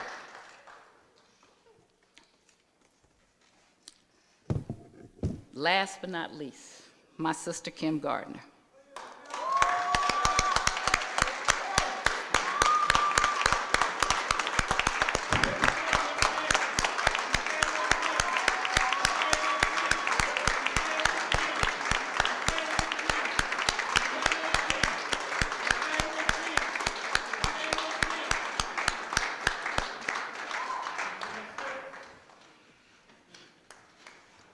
I didn't cry about Sam or Darlene or Tashara, but I cry about Kim because I cannot stand the assassination of people's character and the ugliness that I have seen. I have been on the receiving end of that. Not because I was wrong, because history has proved Sharon Tyus was right, but I still was on the receiving end of that. So when I see the ugliness that comes from the newscasters that do these one-sided stories, oh my God, I talk back to my TV. When I see the racism and the sexism that comes from the Post-Dispatch, from the White Police Officers Association, and I know Kim to be the kind, gentle, honest person that she is, much nicer and kinder than Sharon Tyus. Because if you hit me, I'm going to hit you back, okay? She tries to keep doing her job. You better be glad that it's Kim Gardner there and not me, because I would be putting all those pictures of those officers who are under indictment in the paper every week and saying, do you see yourself here? It troubles me because I was a public defender. And as a public defender, we try cases against circuit attorneys. And one of the things that I learned that a circuit attorney is supposed to do is not get convictions, not have the highest conviction rate. And I want to skip over your resolution and go to what we have professional codes of conduct as attorneys of what you're supposed to do. And I put this in Kim's resolution, so I want you to know what circuit attorneys are supposed to do. And I want to know why the press doesn't ever ask the question of why? What happened all those years before she came? See, I was a public defender when George Peach was there and stole money and bought sex. And when we were public defenders, and I was there for D. Joyce Hayes and for Jennifer Joyce, who walked in the position because she was related to the former mayor who took the position of her parents, who used to be the alder people of the 23rd Ward, okay? So and that George Peach stole money and didn't do a day, not one day in jail. So when I see this persecution of her, it hurts my heart, because prosecutors are supposed to bring justice. In fact, this is what the ABA says, what we're supposed to do. It says it's a national legal organization founded in 1878, not by black people, by white people. They didn't envision that Kim and I would even exist, okay? Because it wasn't for women, and it sure in the heck wasn't for black people. And it said, as one of the largest professional organizations with over 400,000 members and more than 3,500 entities, the ABA publishes criminal justice standards for the prosecution functions, which are intended to provide guidance for the professional conduct and performance of prosecutors. And those standards are intended to be consistent in the ABA's model rules of professional conduct. And here's what it says. The ABA Standard 3-1.2, entitled Functions and Duties of the Prosecutor, state in pertinent part: the prosecutor is an administrator of justice, a zealous advocate, and an officer of the court. The primary duty of the prosecutor is to seek justice within the bounds of the law, not merely to convict. The prosecutor should be knowledgeable about and consider, where appropriate, develop or assist in developing alternatives to prosecution or conviction that may be applicable in individual cases and classes of cases. The prosecutor should seek to reform and improve the administration of criminal justice. And when inadequate or injustices in the substance or procedure law comes to the prosecutor's attention, the prosecutor should stimulate and support efforts for remedial action. That is exactly what Circuit Attorney Kim Gardner has been attempting to do. But what I know is that when you try to change a system, the system will fight you back. The more you try to do the right thing, if they can't beat you, they'll cheat you. They'll take your name and run it down. They'll make you to be so that your own people don't know who you are. The people don't understand it. They don't even understand it. They will drag out one little Negro who said, oh, did you see what she did? Don't know anything about the law. They failed to ever interview Sharon Tyus. When they do, when they have interviewed me and they say, well, Kim went after the former governor. Let's get this straight. Kim Gardner did not go after the former governor. Who went after the governor is now U.S. Senator Josh Hawley. Let's get our facts straight. He investigated and then dropped it in her lap, and she did the correct procedure, gave it to the grand jury, and that's who indicted Grimes. Okay, so all you people are mad at Kim, be mad at your system that you put in place, because she's following the law. One of the most honest people I know, one of the most gentle people I know, nothing like me who's vengeful and will get you back, okay? She's the opposite of me. Okay, so it hurts my spirit and my heart, because the other side of me, you all know I'm very about fairness. If any of you all ever, I felt like it's not been treated fairly, I will get up and tell you how to do it, what rule applies to you, and try to help you. I've physically almost thrown my bodies for some of the young white women that were here when I felt like they were being mistreated. So when I see a black woman who, by the way, I encourage black attorneys to get into office. I've said that often to them because this is the law. And I wanted people who were honest and would follow the law and do the right thing. So Kim is one of the people I wanted to be in office. So to see her take these hits, if I could, I would take them myself, because it makes me so sad. And I want to say that last hit that I don't know whichever channel did, I wrote it down because I'm going to call them, and I dare them to interview me to talk about how when we were public defenders and lawyers, you couldn't go to the prosecuting attorneys. Why don't they ever ask the question, why was there never any black people in high up positions? Because the racists in office didn't let us get to be that. They brought you in and they got you out of there. So of course people will leave when a black woman comes in, because a black woman brings a different point of view, as does a white woman. If we're going to bring the same point of view as you, why do we need to be elected? Kim got elected. Let me talk about how Kim got elected. It was a four-way race in her election. Let me see what she did. Okay, with 98% of the vote, the citizen, when a four-way race, she got 47% of the vote. So the citizens elected her to change the system. It's not working. When we see all those police officers who've gotten indicted, that's not because we have a good police officers doing what they're supposed to. We give them raises. They say, to hell with us. We want to move out your city. We got to make sure that they're under control. We're not a police state. I don't appreciate the way Jeff Reuter says her name. I don't appreciate it.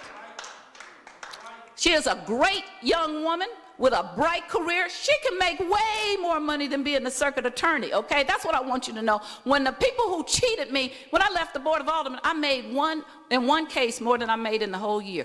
You give up a lot to be an attorney and sit down here if you don't practice and you do this. Kim, I'm sorry. It just hurts my heart the way they go after you.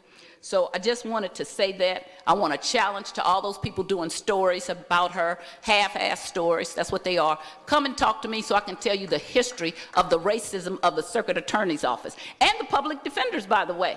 That's why you didn't have black people. That's why it took till a few years ago for there to be a first black person. Not because there wasn't black elected officials who were qualified, because you did not let us do that.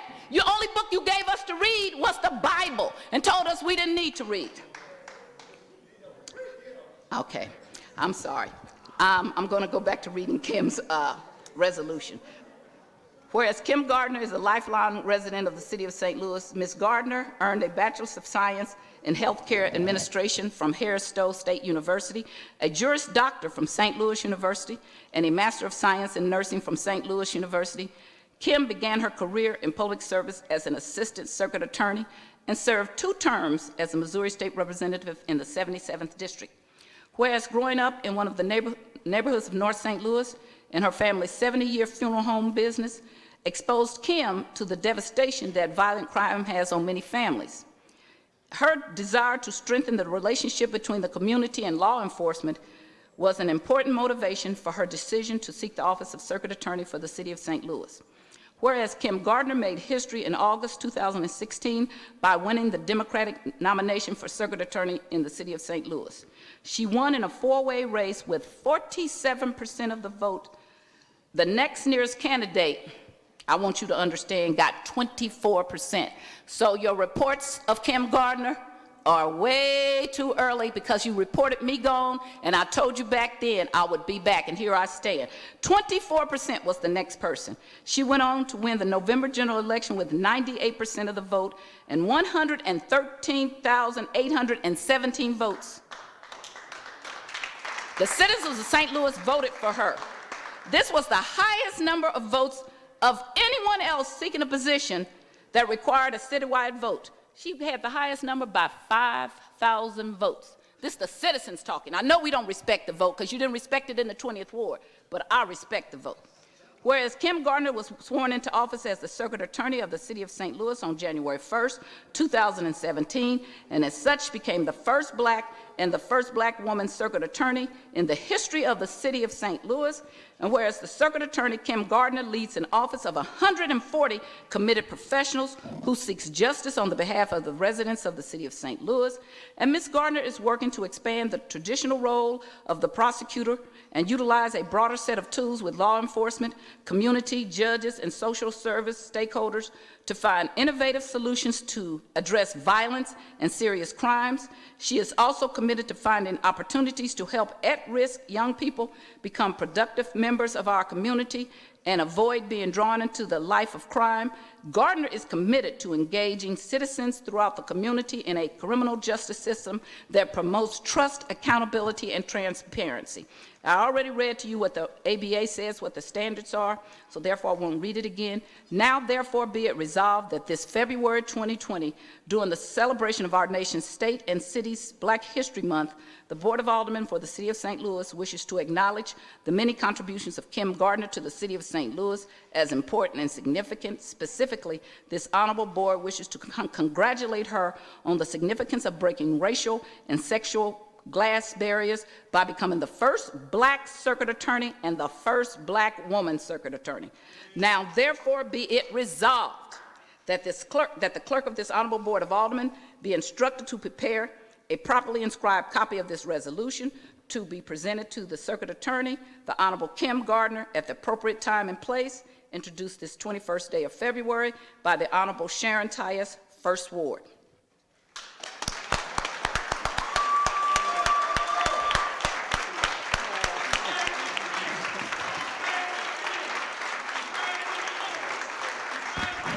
And I also have the book for Kim, I Am Enough. Little black girls are enough.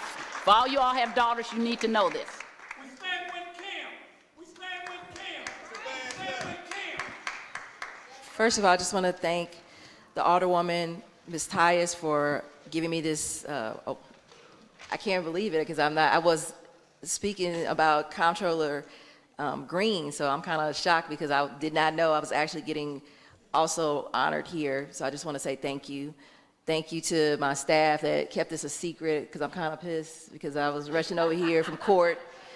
Excuse my French. So I just want to honor them. So please stand up, all the staff from the Circuit Attorney's Office, some of the staff, the hardworking men and women in my office that came over here. I want to say I appreciate each and every one of you. I see State Senator and the Honorable Mavis Thompson and other state representatives. Please stand, and I just want to say thank you guys for being here. I'm not saying you're here for me, but thank you for being here. Also, and Senator Carla May, also individuals who support me. Thank you, thank you. Just want to say, as a prosecutor, you're about doing your job, and it's not about, if you think a prosecutor is supposed to be popular, actually you're not doing your job when you make everybody happy. But it's about the people. I represent the people of the City of St. Louis. The people elected me, and the people want reform, a system that not only needs to be fixed, it needs to be dismantled and rebuilt. When you have 1 in 3 African-American men or people of color who are searched and stopped more than any other group in this country, specifically in this state, that's a problem. When you have more people of color represented in the criminal justice system, that's a problem. But we have to be about justice and fairness and holding people accountable. I also want to thank the Honorable Tashara Jones, who's here, who's also a trailblazer, and thank you for your commitment to change and addressing the root causes of poverty, which fuels the criminal justice system. No one likes to talk about what actually is the solution to solving violent crime. It's giving people hope when they have no hope. It's addressing this decades of racial bias, the decades of disinvestment, the decades of broken systems, of a broken educational system, healthcare access, decades of mistrust in a system that needs to gain trust from the people. And when people want to talk about the criticism of being the first African-American prosecutor in the city of St. Louis, I say it's not about me, it's about the people. So no weapon formed against the people of the city of St. Louis will prosper, and we will prosper. We will win, we will have change in the city of St. Louis because the people overwhelmingly elected me to make those changes, and changes are difficult. You have 100 years of a system that has done nothing but cause more harm. So when we talk about incarceration and violence, you have to look at the incarceration culture we have put upon our community and continue to do those things. We have generations who are in prison, and we have nothing. We have better conditions in prison than in the community. That is a problem. And until we address that, you can have 2,000 more police, you can give me 400 more prosecutors. That does nothing to address those root causes.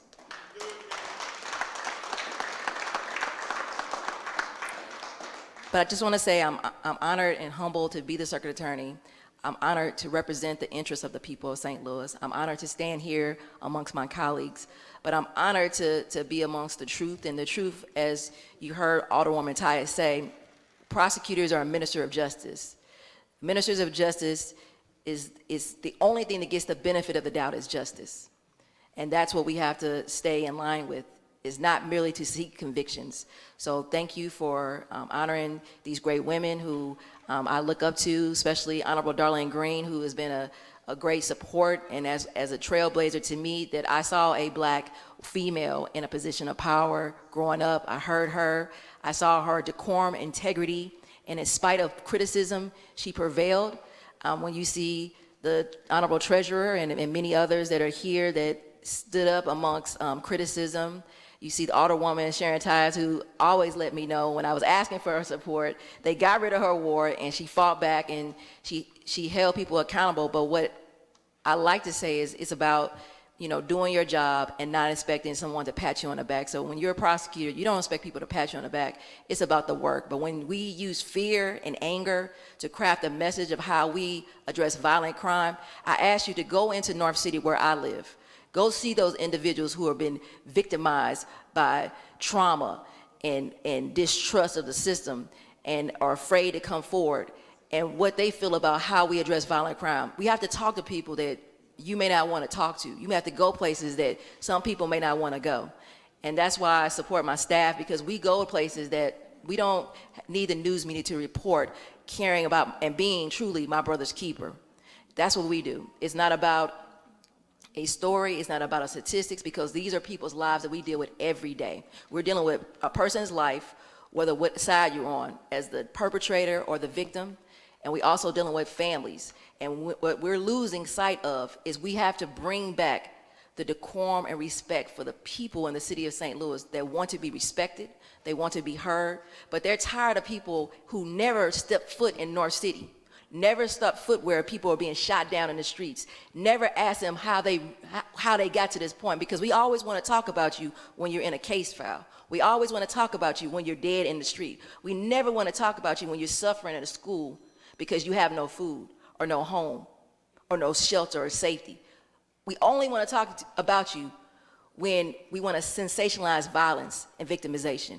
So that's why we're bringing trauma-informed counseling inside our office. That's why we're helping families by getting them the services they're needing, regardless of whether you're a victim or you lost a loved one. We're getting you grief counseling inside our office. We're getting people access to health care. We're addressing the root causes of getting people a job by bringing Employment Connection and Slate inside our office so people can get a job and an opportunity to better themselves and their family's life. But until we have a better rhetoric of how do we address violent crime in the city of St. Louis, I ask you, when are we going to come together and really have a real message about peace, unity, and actually treating people with the respect and dignity that they deserve? Because at the end of the day, we all are one community, regardless of what side you live on.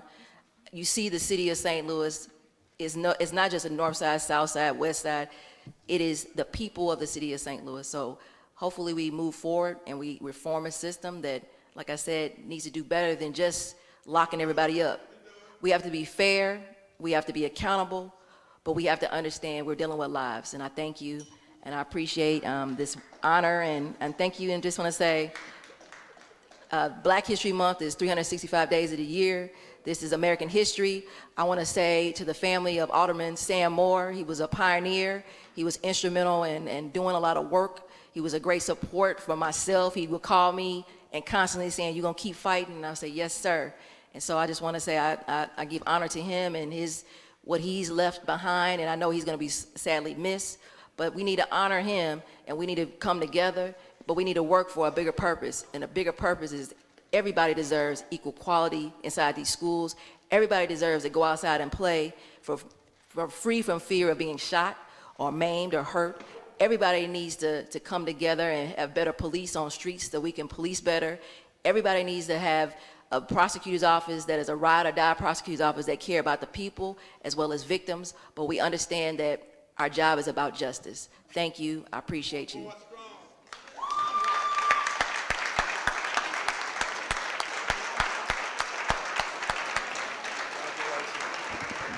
I want to, don't leave, don't leave, don't leave. I'm going to ask first if the ladies who got the awards will come up here. We're going to take pictures of all three of you all, please. Then we're going to take pictures of all Black elected officials who are here with them. And lastly, anybody else who wants to. Because I really am going to send that picture to Vince Shamel and say, we're all waiting for our meals. Because I want to tell you a little story as they set up. Freeman Bosley Sr. and Bill Clay used to fight all the time. And this was in the paper. Bill Clay told a story that Freeman Bosley Sr. sent everybody who he had asked to come see him to Chemo's and told them to order steaks and lobster and everything. And then everything that Bill Clay asked of them, they didn't do. So Vince, we're all coming to a dinner with you, and we're gonna have a meal on you, and then we're going to not do anything you ask of us.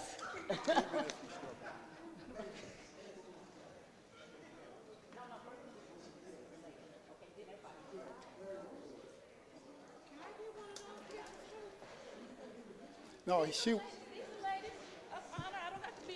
I'm in enough pictures.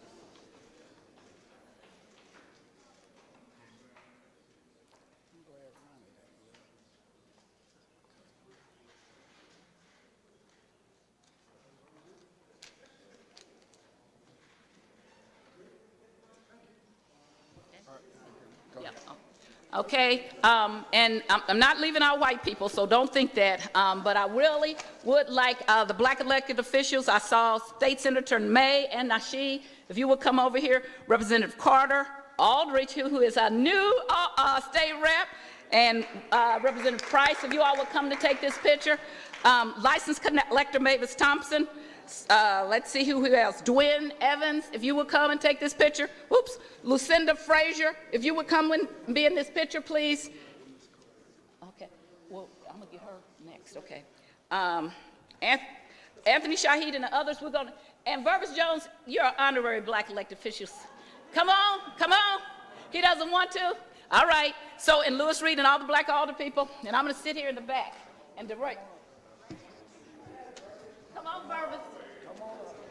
Come on, Vervis.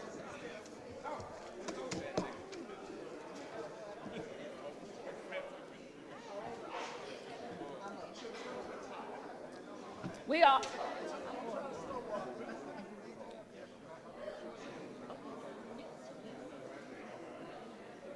Terry Kennedy.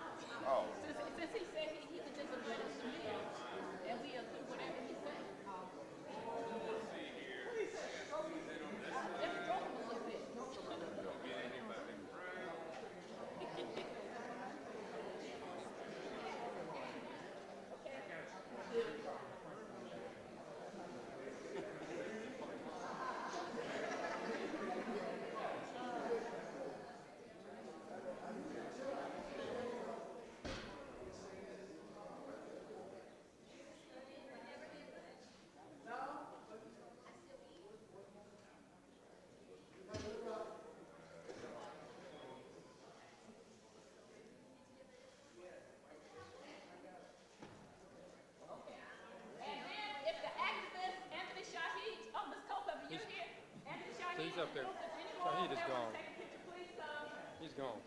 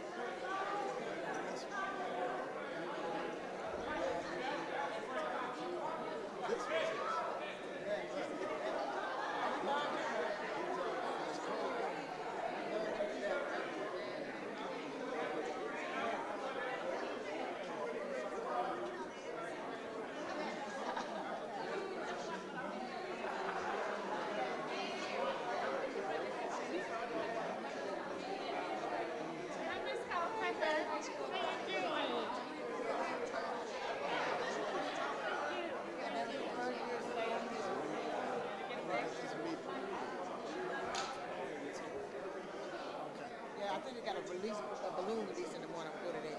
Okay, perfect. Yeah, I put it in. Perfect. You know they got 2 services. Yeah. And one for the city. But tomorrow they release the balloons at 10. Okay. Okay.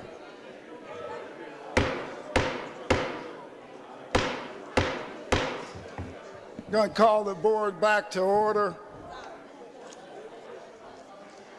It's been moved and seconded that we adopt our courtesy resolutions calendar. All in favor signify by saying aye. Opposed, motion carries. With that, we'll return our regular order of business. Introduction of honored guests. Any introduction of honored guests?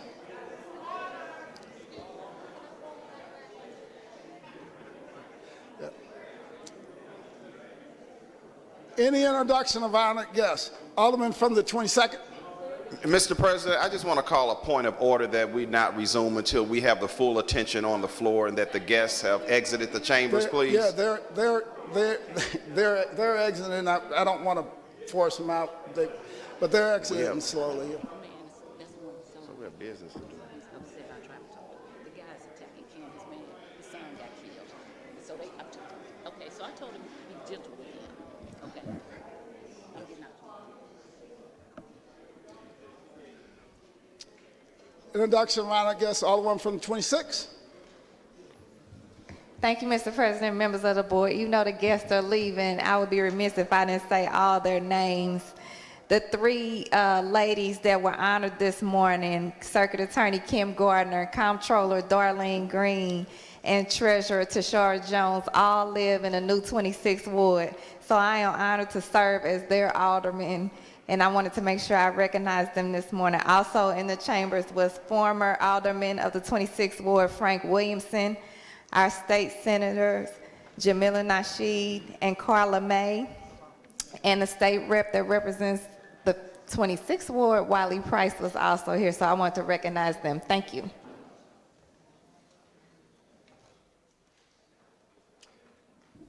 Any further? Alderman from the 22nd. Thank you, Mr. President, members of the board. I would like to have as my special guest State Representative Chris Carter, who represents the northern half of the 22nd Ward.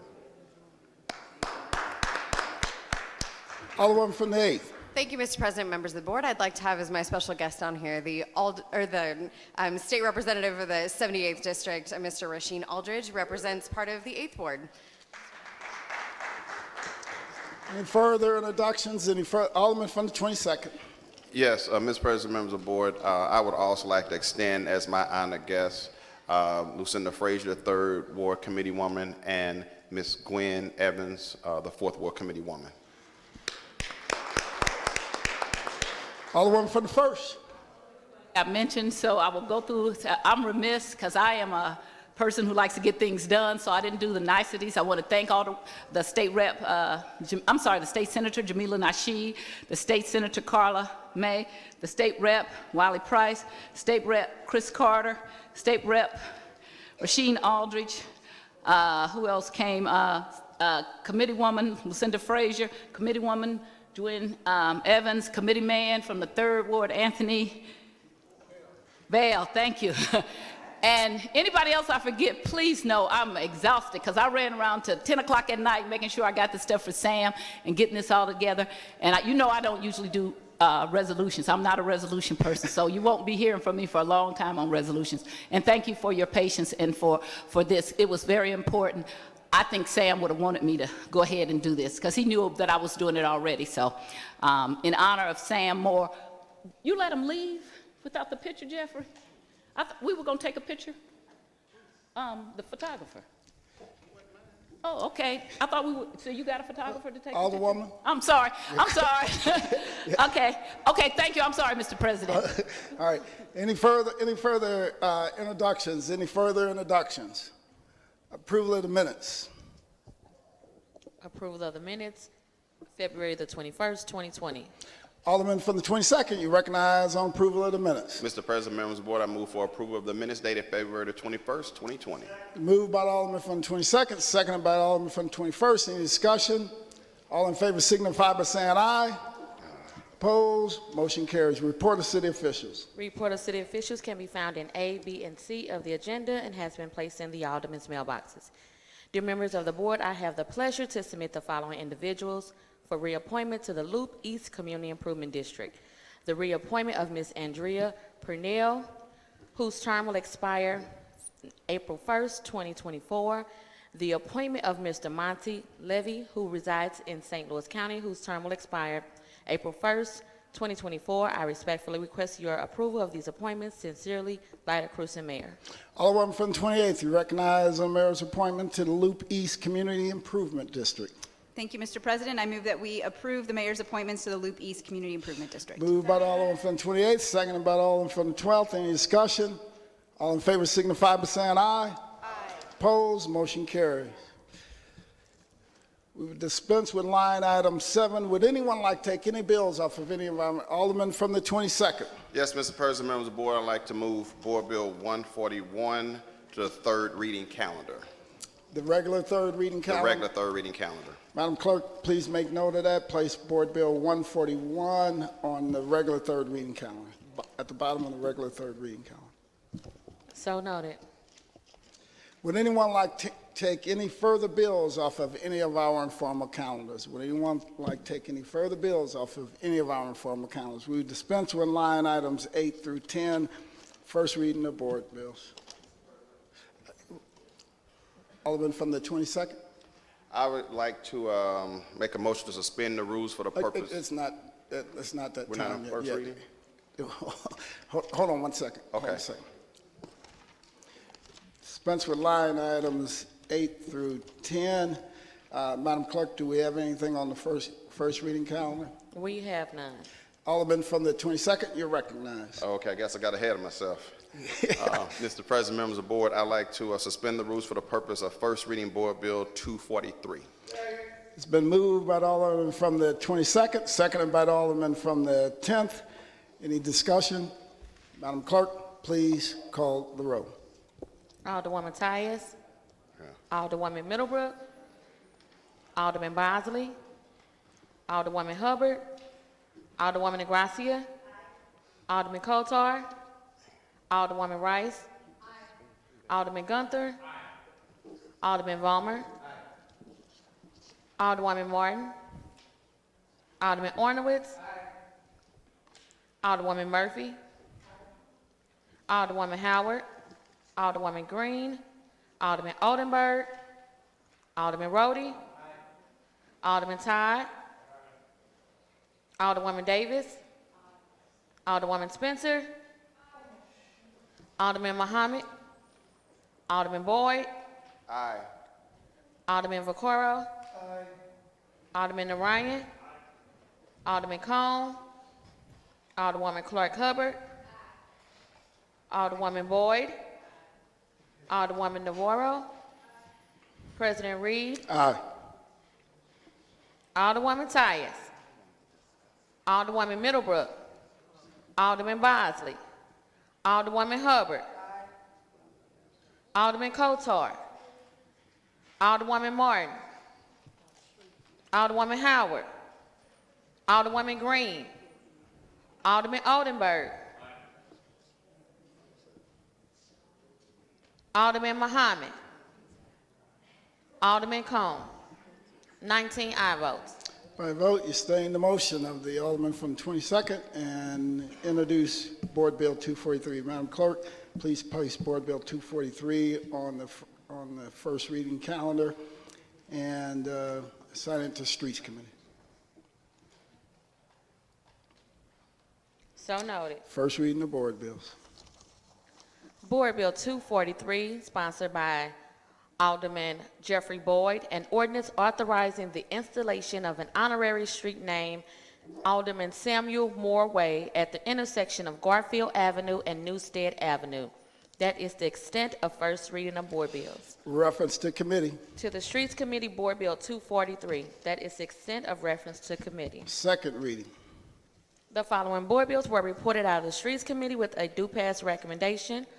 Board Bill 190, sponsored by Alderman Vaccaro, an ordinance establishing a four-way stop site at the intersection of Oletha and January Avenue, regulating all traffic traveling northbound and southbound on January Avenue at Oletha, and regulating all traffic traveling eastbound and westbound on Oletha Avenue at January Avenue, and containing an emergency clause.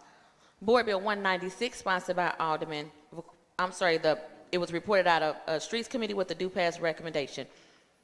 Board Bill 196, sponsored by Alderman Vaccaro, an ordinance establishing a three-way stop site at the intersection of Mordale Avenue and Macklin Avenue, regulating all traffic traveling eastbound on Mordale Avenue and Macklin Avenue, and regulating all traffic traveling northbound and southbound on Macklin Avenue at Mordale Avenue, and containing an emergency clause. Board Bill 224, sponsored by Alderman Coulthard, an ordinance recommended by the Board of Public Service to conditionally vacate above surface, surface, and subsurface rights for vehicle, equestrian, and pedestrian travel in City Block 181 as bounded by Locust, 7th, Olive, and 8th Streets in the City of St. Louis, Missouri, as hereinafter described in accordance with Charter Authority and in conformity with Section 1.4 of Article 21 of the Charter, and imposing certain conditions on such vacation. Board Bill 232, sponsored by Alderman Narayan, an ordinance pertaining to commercial vehicles as such term is defined herein, and prohibiting such traffic along West Park Avenue from the eastern boundary of Hampton Avenue to the eastern boundary of Hughes Place, and containing an emergency clause. Board Bill 235, sponsored by Alderwoman Middlebrook, an ordinance recommended by the Board of Public Service to vacate public service rights for vehicle, equestrian, and pedestrian travel in Tilly Avenue from Frederick to Newby, and the 15-foot wide east-west alley in City Block 5430 as bounded by Tilly, Frederick, Baden, Newby in the City of St. Louis, Missouri, as hereinafter described in accordance with Charter Authority and in conformity with Section 1.4 of Article 21 of the Charter, and imposing certain conditions on such vacation. Board Bill 236, sponsored by Alderwoman Middlebrook, an ordinance recommended by the Board of Public Service to vacate public service rights for vehicle, equestrian, and pedestrian travel in a portion of Gilmore Avenue between Union Pacific Railroad right-of-way and Schweitzer Avenue in the City of St. Louis, Missouri, as hereinafter described in accordance with Charter Authority and in conformity with Section 1.4 of Article 21 of the Charter, and imposing certain conditions on such vacation. Board Bill 239, sponsored by Alderwoman Ingracia, Alderwoman Rice, Alderwoman Green, and Alderman Coulthard, an ordinance amending Section 18, Paragraph C of Ordinance 68604, codified in Section 2046010 of the City of St. Louis Revised Code of Ordinances concerning fees for street blocking permits, repealing the residential street blocking permit requirements and fees, establishing in lieu thereof permit requirements and fees for high-volume areas and low-volume areas as such terms are defined herein, removing the one-week cap on extending street blocking permits for containers and instead requiring the approval of the Director of Streets for such extensions, and establishing permit fees for street blocking permits for containers in high and low-volume areas, and requiring justification of sidewalk closures and the implementation of measures to ensure mobility accommodations. Board Bill 242, sponsored by Alderman Boyd, an ordinance recommended by the Board of Public Service authorizing the 2020 St. Louis Works and 50/50 sidewalk programs citywide, providing for the construction and reconstruction of gutters, streets, driveways, spot curbs, sidewalks, alleys, traffic controls, beautification, tree planting, resurfacing, and related engineering adjustments listed herein, appropriating $5.5 million from the Street Improvement Fund, containing sections for descriptions of the work, approval of plans, specification, work and material guarantees, estimated costs from city funds, supplemental agreements, and reversion authorizations, applicable state and federal wage rate requirements, equal opportunity provisions, and the mayor's executive orders, contract advertising statutes, and a public work emergency clause. The following board bills were reported out of public safety with the due pass recommendation. Board Bill 227, sponsored by Alderwoman Boyd, Alderman Boyd, Alderwoman Howard, Alderman Arnowitz, Alderman Vaccaro, Alderwoman Clark Hubbard, and Alderwoman Ingracia. An ordinance regulating the storage, transportation, and disposal of waste tires and requiring waste tire haulers to register with the Department of Public Safety and tire dealers, waste tire processing facilities, waste tire holding sites obtain permits from the Department of Public Safety, and providing penalties for violations of the provisions thereof, and containing an effective date and a severability clause. Board Bill 234, sponsored by Alderman Boyd, Alderwoman Howard, Alderman Arnowitz, Alderwoman Boyd, Alderman Vaccaro, and Alderwoman Clark Hubbard. An ordinance authorizing and directing the fire commissioner on behalf of the mayor and the city of St. Louis to enter into and execute an intergovernmental transfer agreement with the Missouri Department of Social Services, Missouri Health Net Division for a ground emergency medical transportation program for uncompensated Medicaid costs associated with EMT services pursuant to revised statutes of Missouri 2081032, establishing a fund from which to pay the non-federal share of reconciled costs, reimbursements, and the administrative fee, providing for appropriation of funds subsequently paid through Missouri Department of Social Services, authorizing the expenditures of such appropriated funds by entering into contracts or otherwise upon approval of the Board of Estimate and Apportionment, and containing an emergency clause. The following board bills were reported out of public employee with a due pass recommendation. Board Bill 237, sponsored by Alderwoman Howard, Alderman Bosley, Alderwoman Hubbard, Alderman Rhodey, and Alderwoman Murphy. An ordinance relating to the appointment of and salaries of certain employees in the Collective Revenues Office pursuant to Section 82610 Revised Statutes of Missouri by repealing Ordinance 70020, allocating certain other employees to a grade with rate, including an emergency clause. The provisions of the section contained in this ordinance shall be effective with the start of the first pay period following approval by the mayor. Board Bill 240, sponsored by Alderwoman Howard and Alderwoman Murphy, an ordinance to regulate employer and employee working relationships between the city of St. Louis and all employees under the medical examiner's office, including a compensation plan, terms and conditions of employment, benefits, leaves of absence, and authorization for a deferred compensation plan, repealing ordinance number 70019, allocating certain other employees to a grade with rate, and including an emergency clause. The provisions of this section contained in this ordinance shall be effective with the start of the first pay period following approval by the mayor. The following board bills were reported out of Health and Human Services with a due pass recommendation.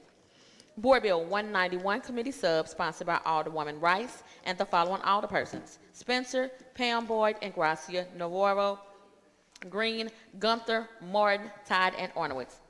An ordinance amending Ordinance 68597 by creating and defining 6 temporary food permit types with a permit fee schedule, identifying low-income, low-access census tracts, establishing a temporary food safety training special fund to help pay for temporary food safety training, recognizing and requiring a free application with the Health Department for cottage food production operation temporary food permits waivers established by revised statutes of Missouri 196.298, and further explaining what happens to a new annually approvable food permit that is not approved within 90 days, all to be codified in Chapter 11.42 of the Revised Code of the City of St. Louis.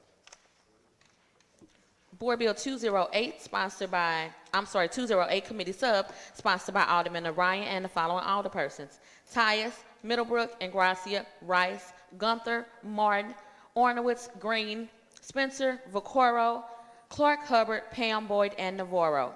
An ordinance amending Section 10 12, 25, and 27 of ordinance number 68657 and codified in the city code and revised codes as Title 11, Chapter 34, Section 090, 110, 240, 250 concerning the Commission of Health's Authority asbestos performance-based fee schedules related to asbestos and demolition, air pollution, and penalties, and containing a severability and effective date clause. The following board bill was reported out of Transportation and Commerce with a due pass recommendation. Board Bill 233, sponsored by Alderman Gunther, an ordinance repealing ordinance number 63107, which ordinance relates to a lease between the City of St. Louis, Missouri, and Manufacturers Railway Company, a subsidiary of Anheuser-Busch Company, Inc., authorizing the execution of a new lease agreement between the same parties under certain terms and conditions for a period of 5 years with 4 5-year mutual options, and containing a severability clause. That is the extent of second reading report of standing committees.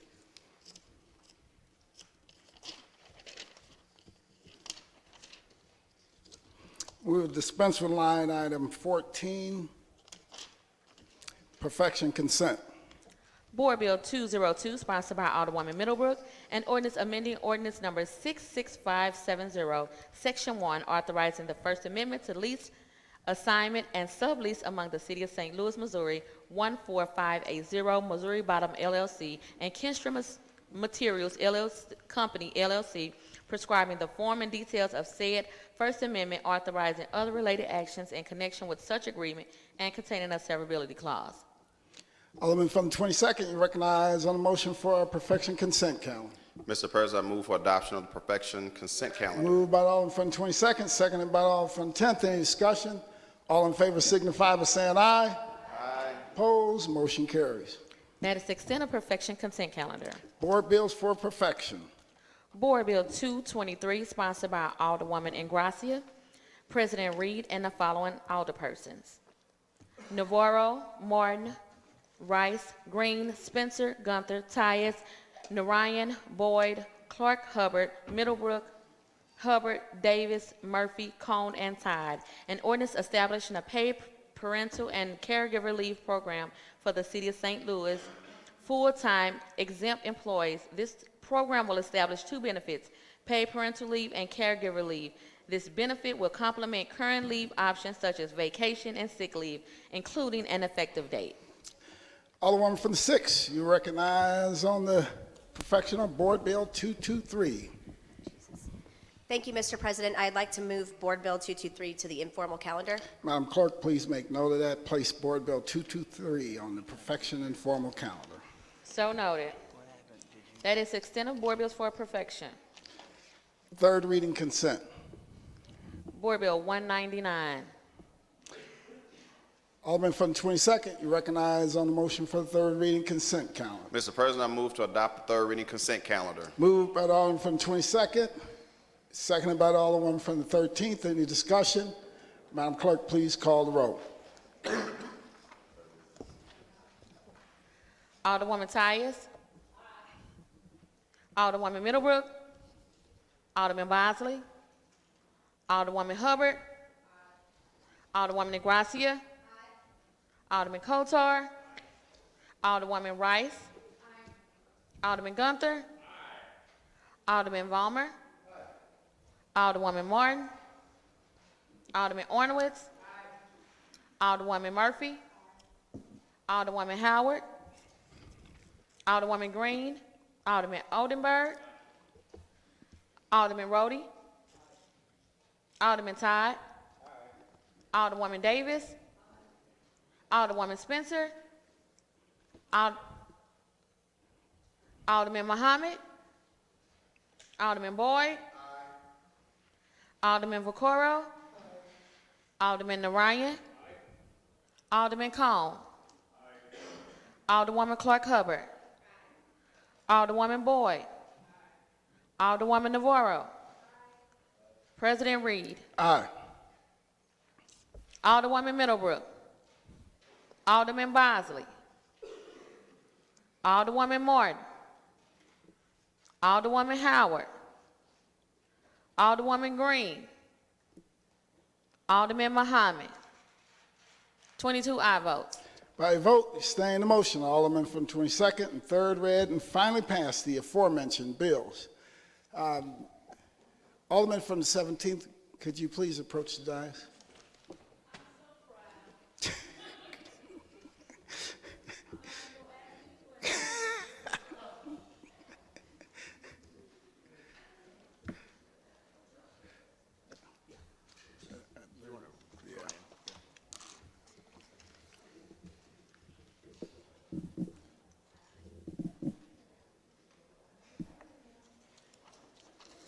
Third reading report of engrossment, final passage.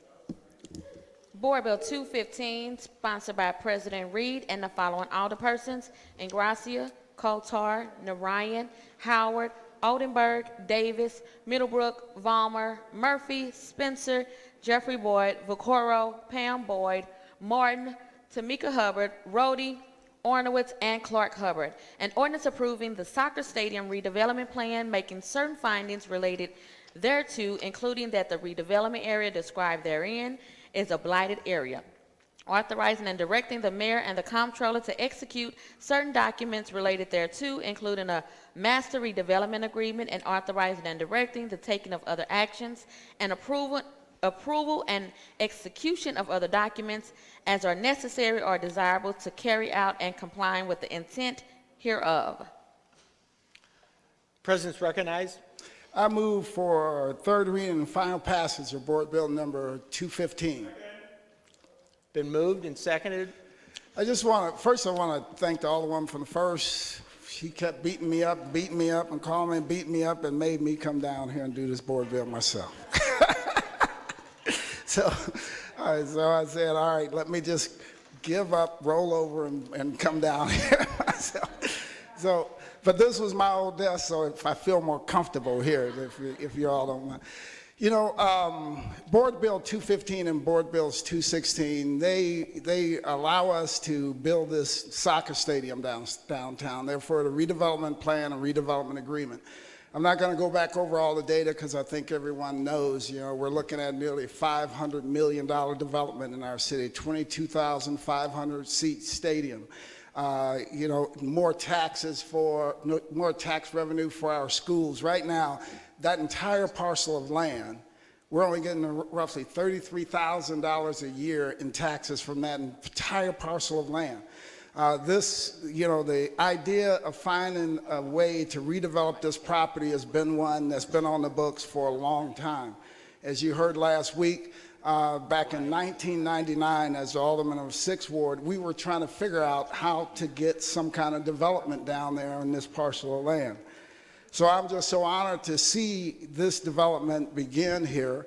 I'm really happy that we have the development partners that are working with us in the Taylor Kavanaugh families, right? I think that they've done just great things all across our city, and they continue to reinvest in opportunities for our public schools, for youth development, for crime prevention, for the arts, and all sorts of things all across the city. So, I'm just so honored to have the opportunity to help get these things done. But more importantly, I want to thank each and every one of you for taking that bold step in 2018 in passing Resolution 180. Resolution 180 set up a framework for us to begin discussions with the team owners to come up with the deals that we have on the table today. But it was a bold step because it wasn't completely flushed out, which is why it was a resolution opposed to board bills. But what it did, it gave an opportunity for the team ownership to apply to the MLS to even be awarded a team. So if we would have missed the timelines under Resolution 180, we would not be here today, which is why I'm just so thankful to each and every one of you for taking that bold step. It's tough down here moving some of these board bills, especially when they're not popular on the front end, right? So it takes something to just get out in front of something and believe in something and believe that again, these owners were going to negotiate in good faith with us, and that the things that were in the resolution were just a template for us to begin the discussions.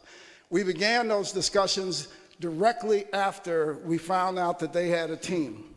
And we began really getting down to the nitty-gritty and figuring out what's the best course of action and what type of deal would be the best deal for the city of St. Louis. And if you remember in that original resolution, because the team owners understand the total value of the piece of ground that we were looking at, they agreed to purchase the piece of ground and to give that piece of ground to the city of St. Louis and split the amusement tax with us. So currently, if you look across the city of St. Louis, you can't find another sports facility that's paying property tax and real estate tax the way we're doing on this deal. But they figured that way the city would have a thing of value in case soccer didn't work out. Because most people don't know, but that land, when it's developable, is one of the most expensive pieces of ground in the city of St. Louis.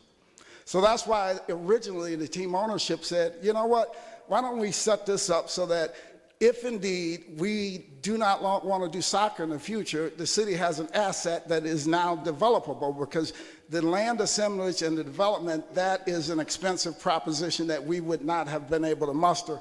And the reason I know that is because I tried. I tried for 8 years straight to try to get it done, and the numbers didn't work out unless you had some major private benefactor that made a significant contribution to the city to allow us to assemble it and make it a developable parcel. And that's what we're going to have today, right? So after they finally got the team, we talked about all of the details in it to say, okay, what does the best deal look like for the city of St. Louis? And here's what I want to tell you. I know there's a notion that this team ownership had to be beaten to submission and we had to force them to make these changes. It was not like that at all. Now, I'm telling you for a fact, it was not like that at all. They said, okay, what works out best? You own in the ground, we own in the ground, whichever way you guys want to do it, we'll do it. It doesn't make a difference for us. Because if you look at what they've done all across the city, you look at the $58 million that they've given to youth development across our city. Look at the millions of dollars they've given to the arts, the millions of dollars they've given to Soldiers Memorial and redoing the plaza and all these things. The millions of dollars they've given to our public school system. So what was not on the forefront of their mind was, how do we get over on the city? Now, here's the thing. That doesn't mean that we don't come to the table and ask for the best deal every single time, because we have to. And that's what I've seen this board do year after year after year after year. And I'm looking at some of these senior aldermen, like some of the developments that happened in all the ones from the first ward. When you look at that Schnucks Plaza and all that stuff, that wouldn't have happened if she wouldn't have forced them to do the right thing, right? You see all the developments in the 19th ward, that wouldn't have happened if she didn't force them to do the right thing, right? In the 17th ward, the 5th ward, all these wards. So when those things come here, it's important to understand that all those individual alder people have done their work to assure that we have the best deal possible sitting in front of us. And I think we take something away from their work when we assume that they have not done their homework. So it's important to understand that, and I've seen it firsthand, and I'm telling you from sitting as president of the Board of Aldermen and having a high-end view of all of these projects, I can't point to one alder person down here to say that they have not done their homework, they have not fought for the best deal for the city when those things come here, right? But it makes it even better when you have a group of philanthropists like we have in our team ownership. It makes it even better. It makes it easier to assure that we have the best deal possible sitting in front of us. One of the things that wasn't mentioned last week was, what happens if they decide they no longer want to move forward with soccer, right? If they decide that they don't want to move forward with soccer, we get $15 million. Right? They say, all right, we'll make sure that if indeed we decide not to move forward with soccer, we want to make sure that the city's covered. Even though we have the ground, we have responsibility for the facilities and everything else. We have $15 million, right, in the first 10 years. Every year after that 10 years, it goes down a percentage of that $1.5 million every year after that 10 years. So it tails off, right? We know that our school system's going to be much better just because just in our first year, they're going to get more taxes in our first year than they would get in 10 to 15 years in the current setting. The city of St. Louis, we're going to get more tax revenue in our first year than we would get in the next 5 to 6 years, right? So that's what we're looking at. And it's a good deal for the city of St. Louis. It's a good deal for our public school system. You heard our superintendent come out and support it. You heard the heads of the YMCAs, Matthews Dickey's boys clubs and girls clubs. Everybody came out in support of it because they understand what it means to have organized sports throughout our city in a way that begins to help our youth grow. So again, I'm honored and really thankful to have an opportunity to speak on this today. And I will tell you all, you have no idea how difficult it is to sit up there sometimes and want to get involved in the discussions, but you can't. So I appreciate having an opportunity and thankful for having an opportunity to talk about this day. Alderman from the 25th. Thank you, Vice Chairman Rohde. I would like to ask the president if he would yield for questioning. Absolutely not. Yeah, I will. I will okay. Cautiously yield for questioning. I really just have two questions. One's easy, one's probably more difficult. But the first is, how does it feel to be on the floor of the Board of Aldermen? Oh, man. It's yeah. It's good to see you down here. Thanks. So the second one, which is more complicated, and I'm just curious, so you know, in my part-time role down here at the board, I am also, which obviously all of us realize are full-time responsibilities, I also hold the part-time role as chair of the Parks and Environmental Committee down here too. Part of the plans for the stadium, and this is not part of the plans that's often discussed, but I think it's important that we raise the question and have answers available for our constituents.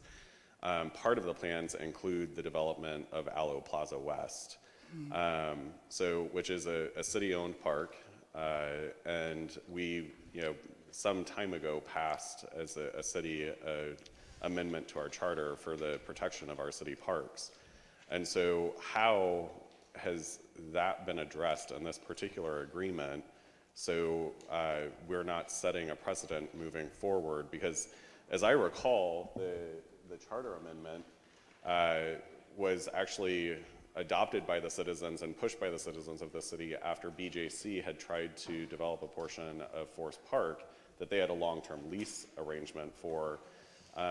And it actually was still parkland, it's just that they had developed underneath it, I believe it was a garage or some sort of infrastructure project underneath the park at the time. And they were looking to invest more money into that piece of parkland. And I think the Comptroller was involved in leading the passage of that charter amendment as well. So I've seen the schematics, I've seen the drawings of the stadium. It looks as though it's delineated in the planning process. And will still maintain its park status based off of conversations I've had with the mayor. But the charter specifically says if there's any lease arrangement or structure to be built, that it goes out to a vote of the people. So I'm curious what and how we were able to navigate around that particular clause in our charter. Well, the big thing with Aloe Plaza is the air rights vacation, because the awning, the way it's going to be built, will encroach upon the park. So that's one of the main issues, and that's why we have the encroachment agreements in both bills. And it's difficult to tell from the drawings exactly where the stadium is being built. So is the stadium itself in any part on Aloe Plaza West, or is it just the overhead from the stadium that's, so I can tell that the alderman from the 7th Ward wants to, so. Yeah, he has the plans and he wants to. Well, I think procedurally I still need permission to inquire of the alderman from the 7th. Alderman from the 7th, do you care to Would yield to interject? questions. Okay. Yes. I'll save some time and not repeat the question. if No, you yeah, I was care to listening. provide. And Alderman, and thank you, Mr. President, for, I guess, allowing me to jump in here. I asked this at committee because I had some similar inquiries as to kind of what's going on with Aloe Plaza. And within Board Bill 215, in the redevelopment agreement, there's a fairly detailed cooperation agreement outlining everyone's responsibilities as it relates to Aloe Plaza. None of the physical structure of the stadium is within Aloe Plaza. There is some portion, I believe, of the canopy that overhangs, and the structure for Aloe Plaza, the framework for this cooperation agreement is very similar to what we've done both in City Garden, right? So while it remains a public park open to everybody 24/7, the MLS ownership group is taking responsibility for for maintenance and certain improvements in the park, but it's still owned by the city and free and open to the public. Okay, great. That was really the only outstanding question, just because, in all of the conversations I've participated in and the, meetings that I've been able to watch, I haven't really seen much public discussion around that particular topic, but I know that, there's a lot of citizens in this city that care a great deal about our public spaces and our public parks. I think we as a city take tremendous pride in those parks.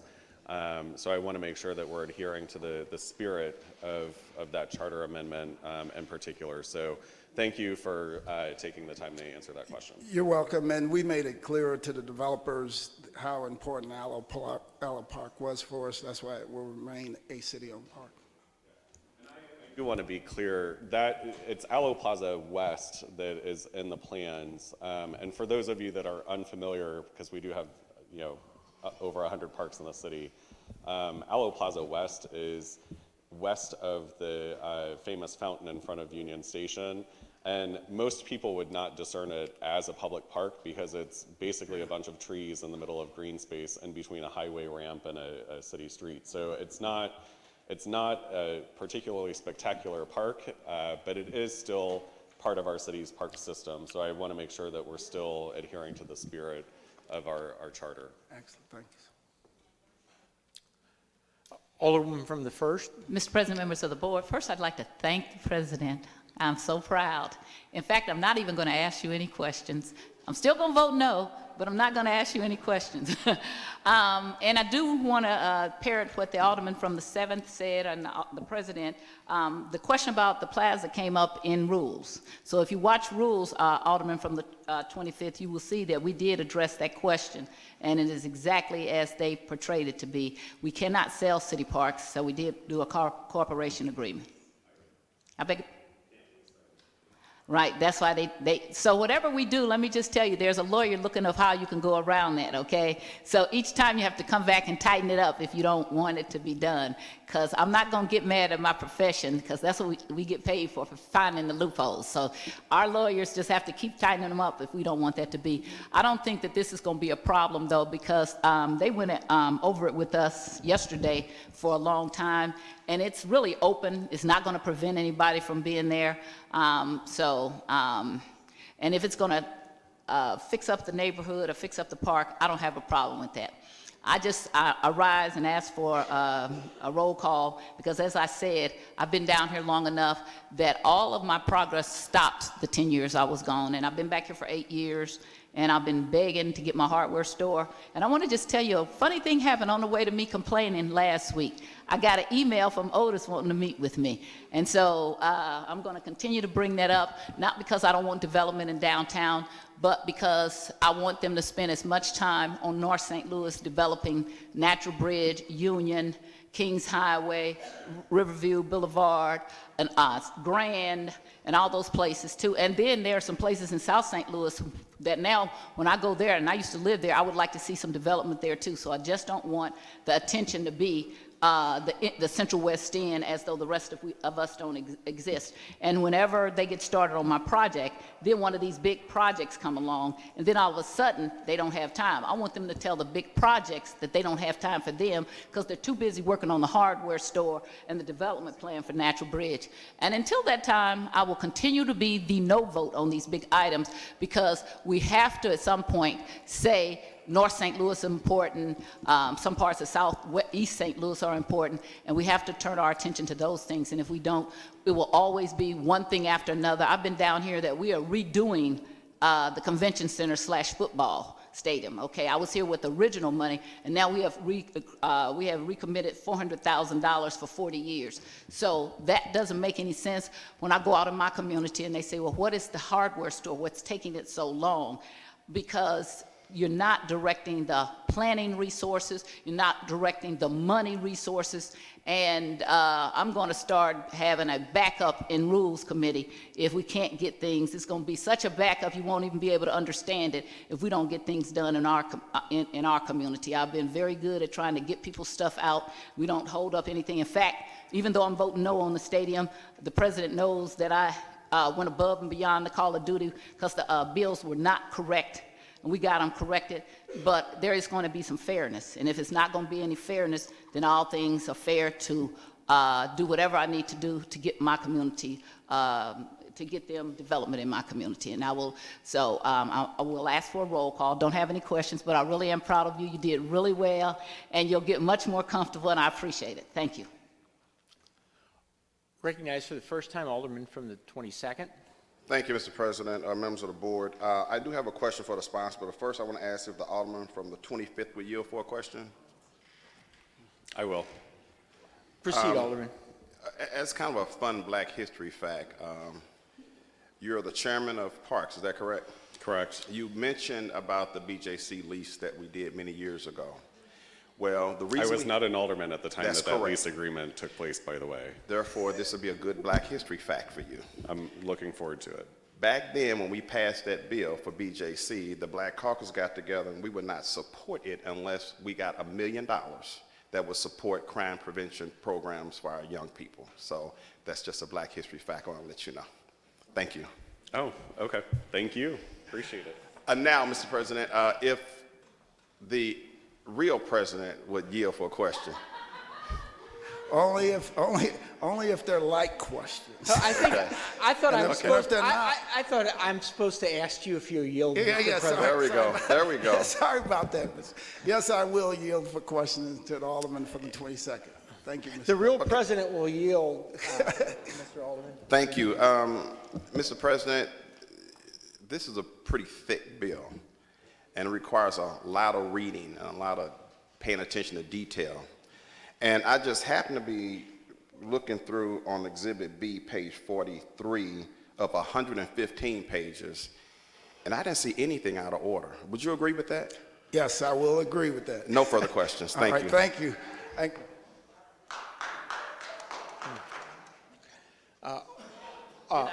Alderman from the 16th is recognized. Just a quick point of order. Roll call was asked for, but we are on third reading final passage, and the rules are already invoked that we have a roll call. So we're going to know the rules down here. I just want to make sure we know the rules down here. Thank you. Thank you, Alderman from the 16th. Seeing no other speakers, Alderman, Mr. President, you're recognized to close. I just want to thank you all. Thank you all for all the work that you all have done on both of these board bills because, as I said last week from the dais, it took everybody working together to get this thing before us today.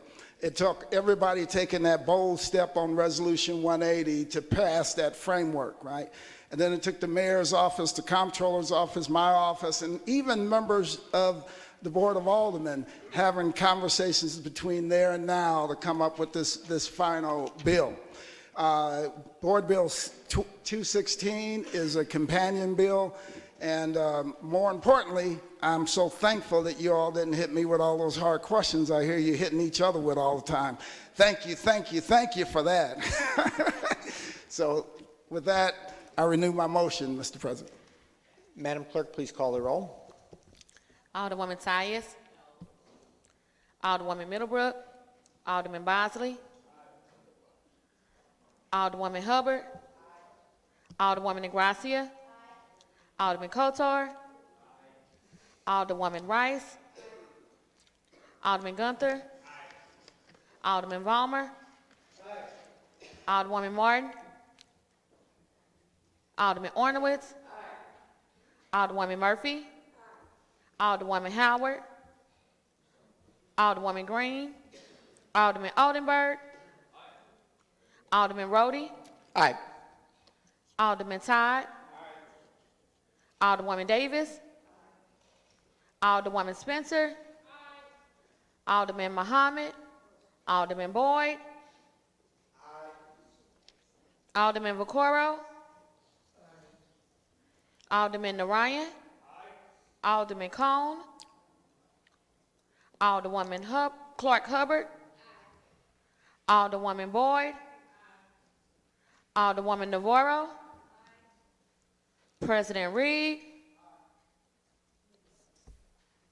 Alderwoman Middlebrook. Alderwoman Martin. Alderwoman Howard. Alderwoman Green. Alderman Muhammad. Alderman Cone. 22 aye votes and 1 no vote. By your vote, we have third read and finally passed Board Bill number 215.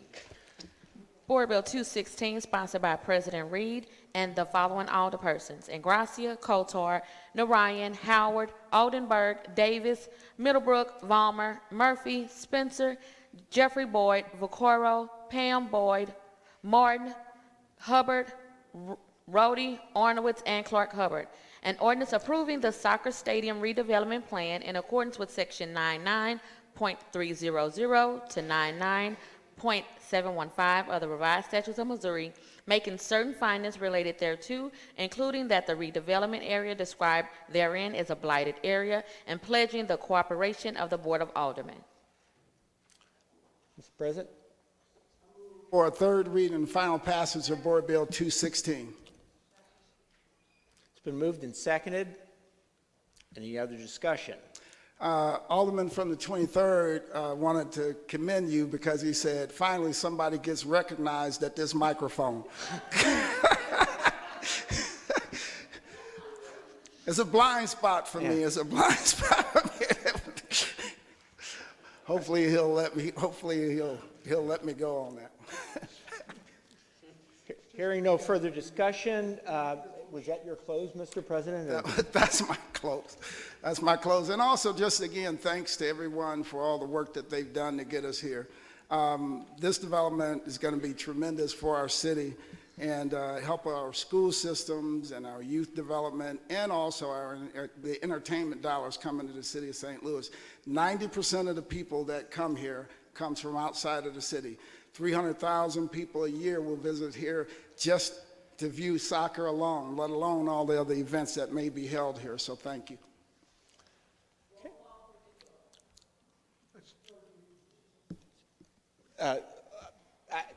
I think that was at your initial. I think that might have been your initial comments. Did the alderman from the 26? If he was closing, I'm out. Okay. All right. Hearing no other comments. So I renew my motion. Okay. All right. Hearing no other comments, Madam Clerk, please call the roll.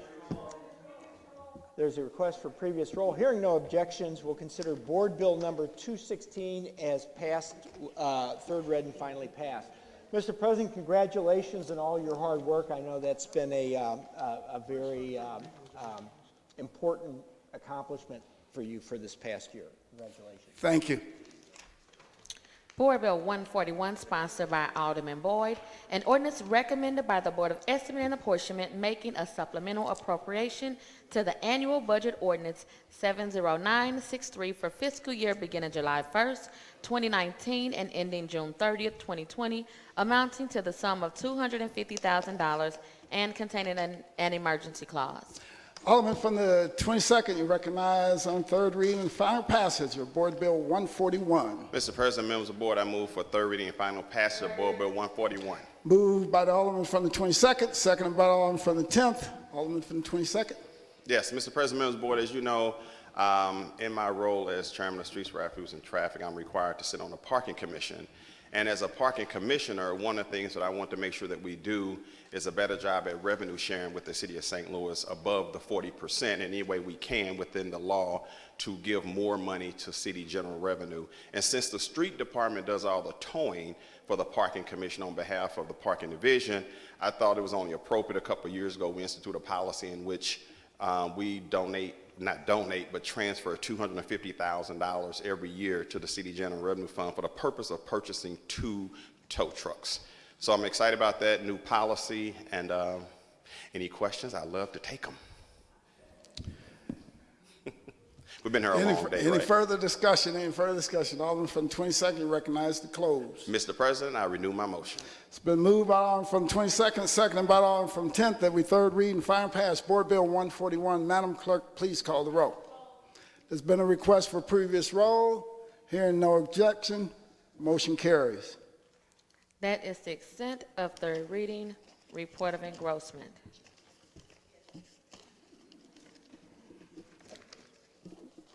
Report of enrollment.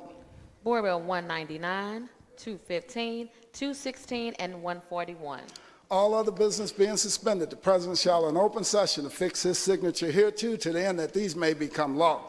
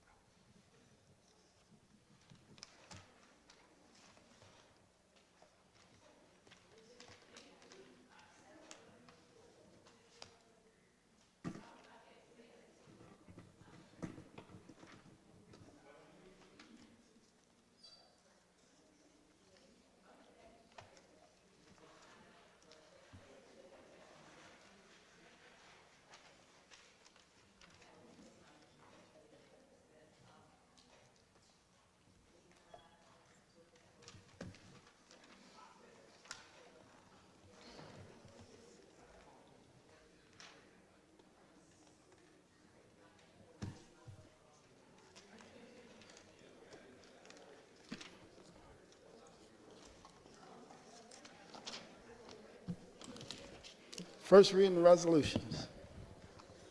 We have none. Second reading. Resolution 232, sponsored by Alderwoman Ingracia, Alderwoman Tyus, Alderwoman Rice, Alderman Gunther, Alderwoman Green, and Alderwoman Spencer, honoring the memories of Dr. David Gunn and Dr. George Tiller and celebrating the high-quality care abortion providers and clinical staff provide the region. Alderman from the 6th, you recognize on second reading Resolution 232. Thank you, Mr. President. I move that we adopt Resolution 232. Been moved by the Alderman from the 6th, seconded by the Alderman from the 8th. Alderman from the 6th, please proceed. I renew my motion. It's been moved and seconded that we adopt Resolution number 232. All in favor signify by saying aye. Aye. Opposed, motion carries. Sorry. Resolution 233, sponsored by Alderwoman Ingracia, Alderwoman Rice, and Alderwoman Green, establishment of the St. Louis Community Mobility Committee. Alderman from the 6th, you recognize on the second reading Resolution 233. Thank you, Mr. President. I move that we adopt Resolution 233. Moved by the Alderman from the 6th, seconded by the Alderman from the 8th. Any discussion? Alderman from the 8th, you recognize close. Thank you, Mr. President. I renew my motion. It's been moved by the Alderman from the 6th, seconded by the Alderman from the 8th, that we adopt Resolution 233. All in favor signify by saying aye. Aye. Opposed, motion carries. Miscellaneous unfinished business. We have none. Announcements. Tuesday, March 3rd, Neighborhood Development will meet 9 a.m. in the Kennedy Room. Parks will have a meeting at 9 a.m. in the Leisure Room. Wednesday, March 4th, HUDs will meet at 9 a.m. in the Kennedy Room. Rules will meet 10 a.m. in the Leisure Room. Thursday, March 5th, Public Employees will meet at 10 a.m. in the Kennedy Room. Public Safety will meet at 11 a.m. in the Kennedy Room. Friday, March 6th, Full Board meeting 10 a.m. in the Chambers. That is the extent of the announcements. Alderman from the 10th. Thank you, Mr. President. Members of the board, Thursday, March 5th at 9:30 a.m., Ways and Means will have a meeting to hear Board Bill 217. Thank you. Madam Clerk, please make note of that. So noted. Alderman from the 22nd. Yes, Mr. President, I'd like to announce a Streets, Traffic, and Refuse meeting for Tuesday at 9 a.m. Madam Clerk, please make note of that. Also, Mr. President, I just kind of want to thank my colleagues for suspending the rules on Resolution 243 and also on Board Bill 243. I don't believe in a bunch of superstition, but I heard a lot about, we talked about Alderman Sam Moore, about people needing to work together and come together. And amazing how a resolution and a board bill honoring Alderman Sam Moore came together with the exact number. What are the chances of that happening? Huh? I just wanted to point that out. Thank you. Alderman from the 5th.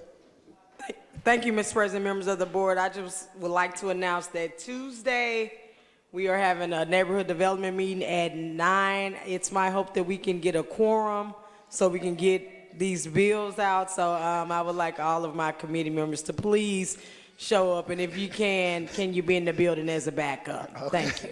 All right, thank you. Alderman from the 25th.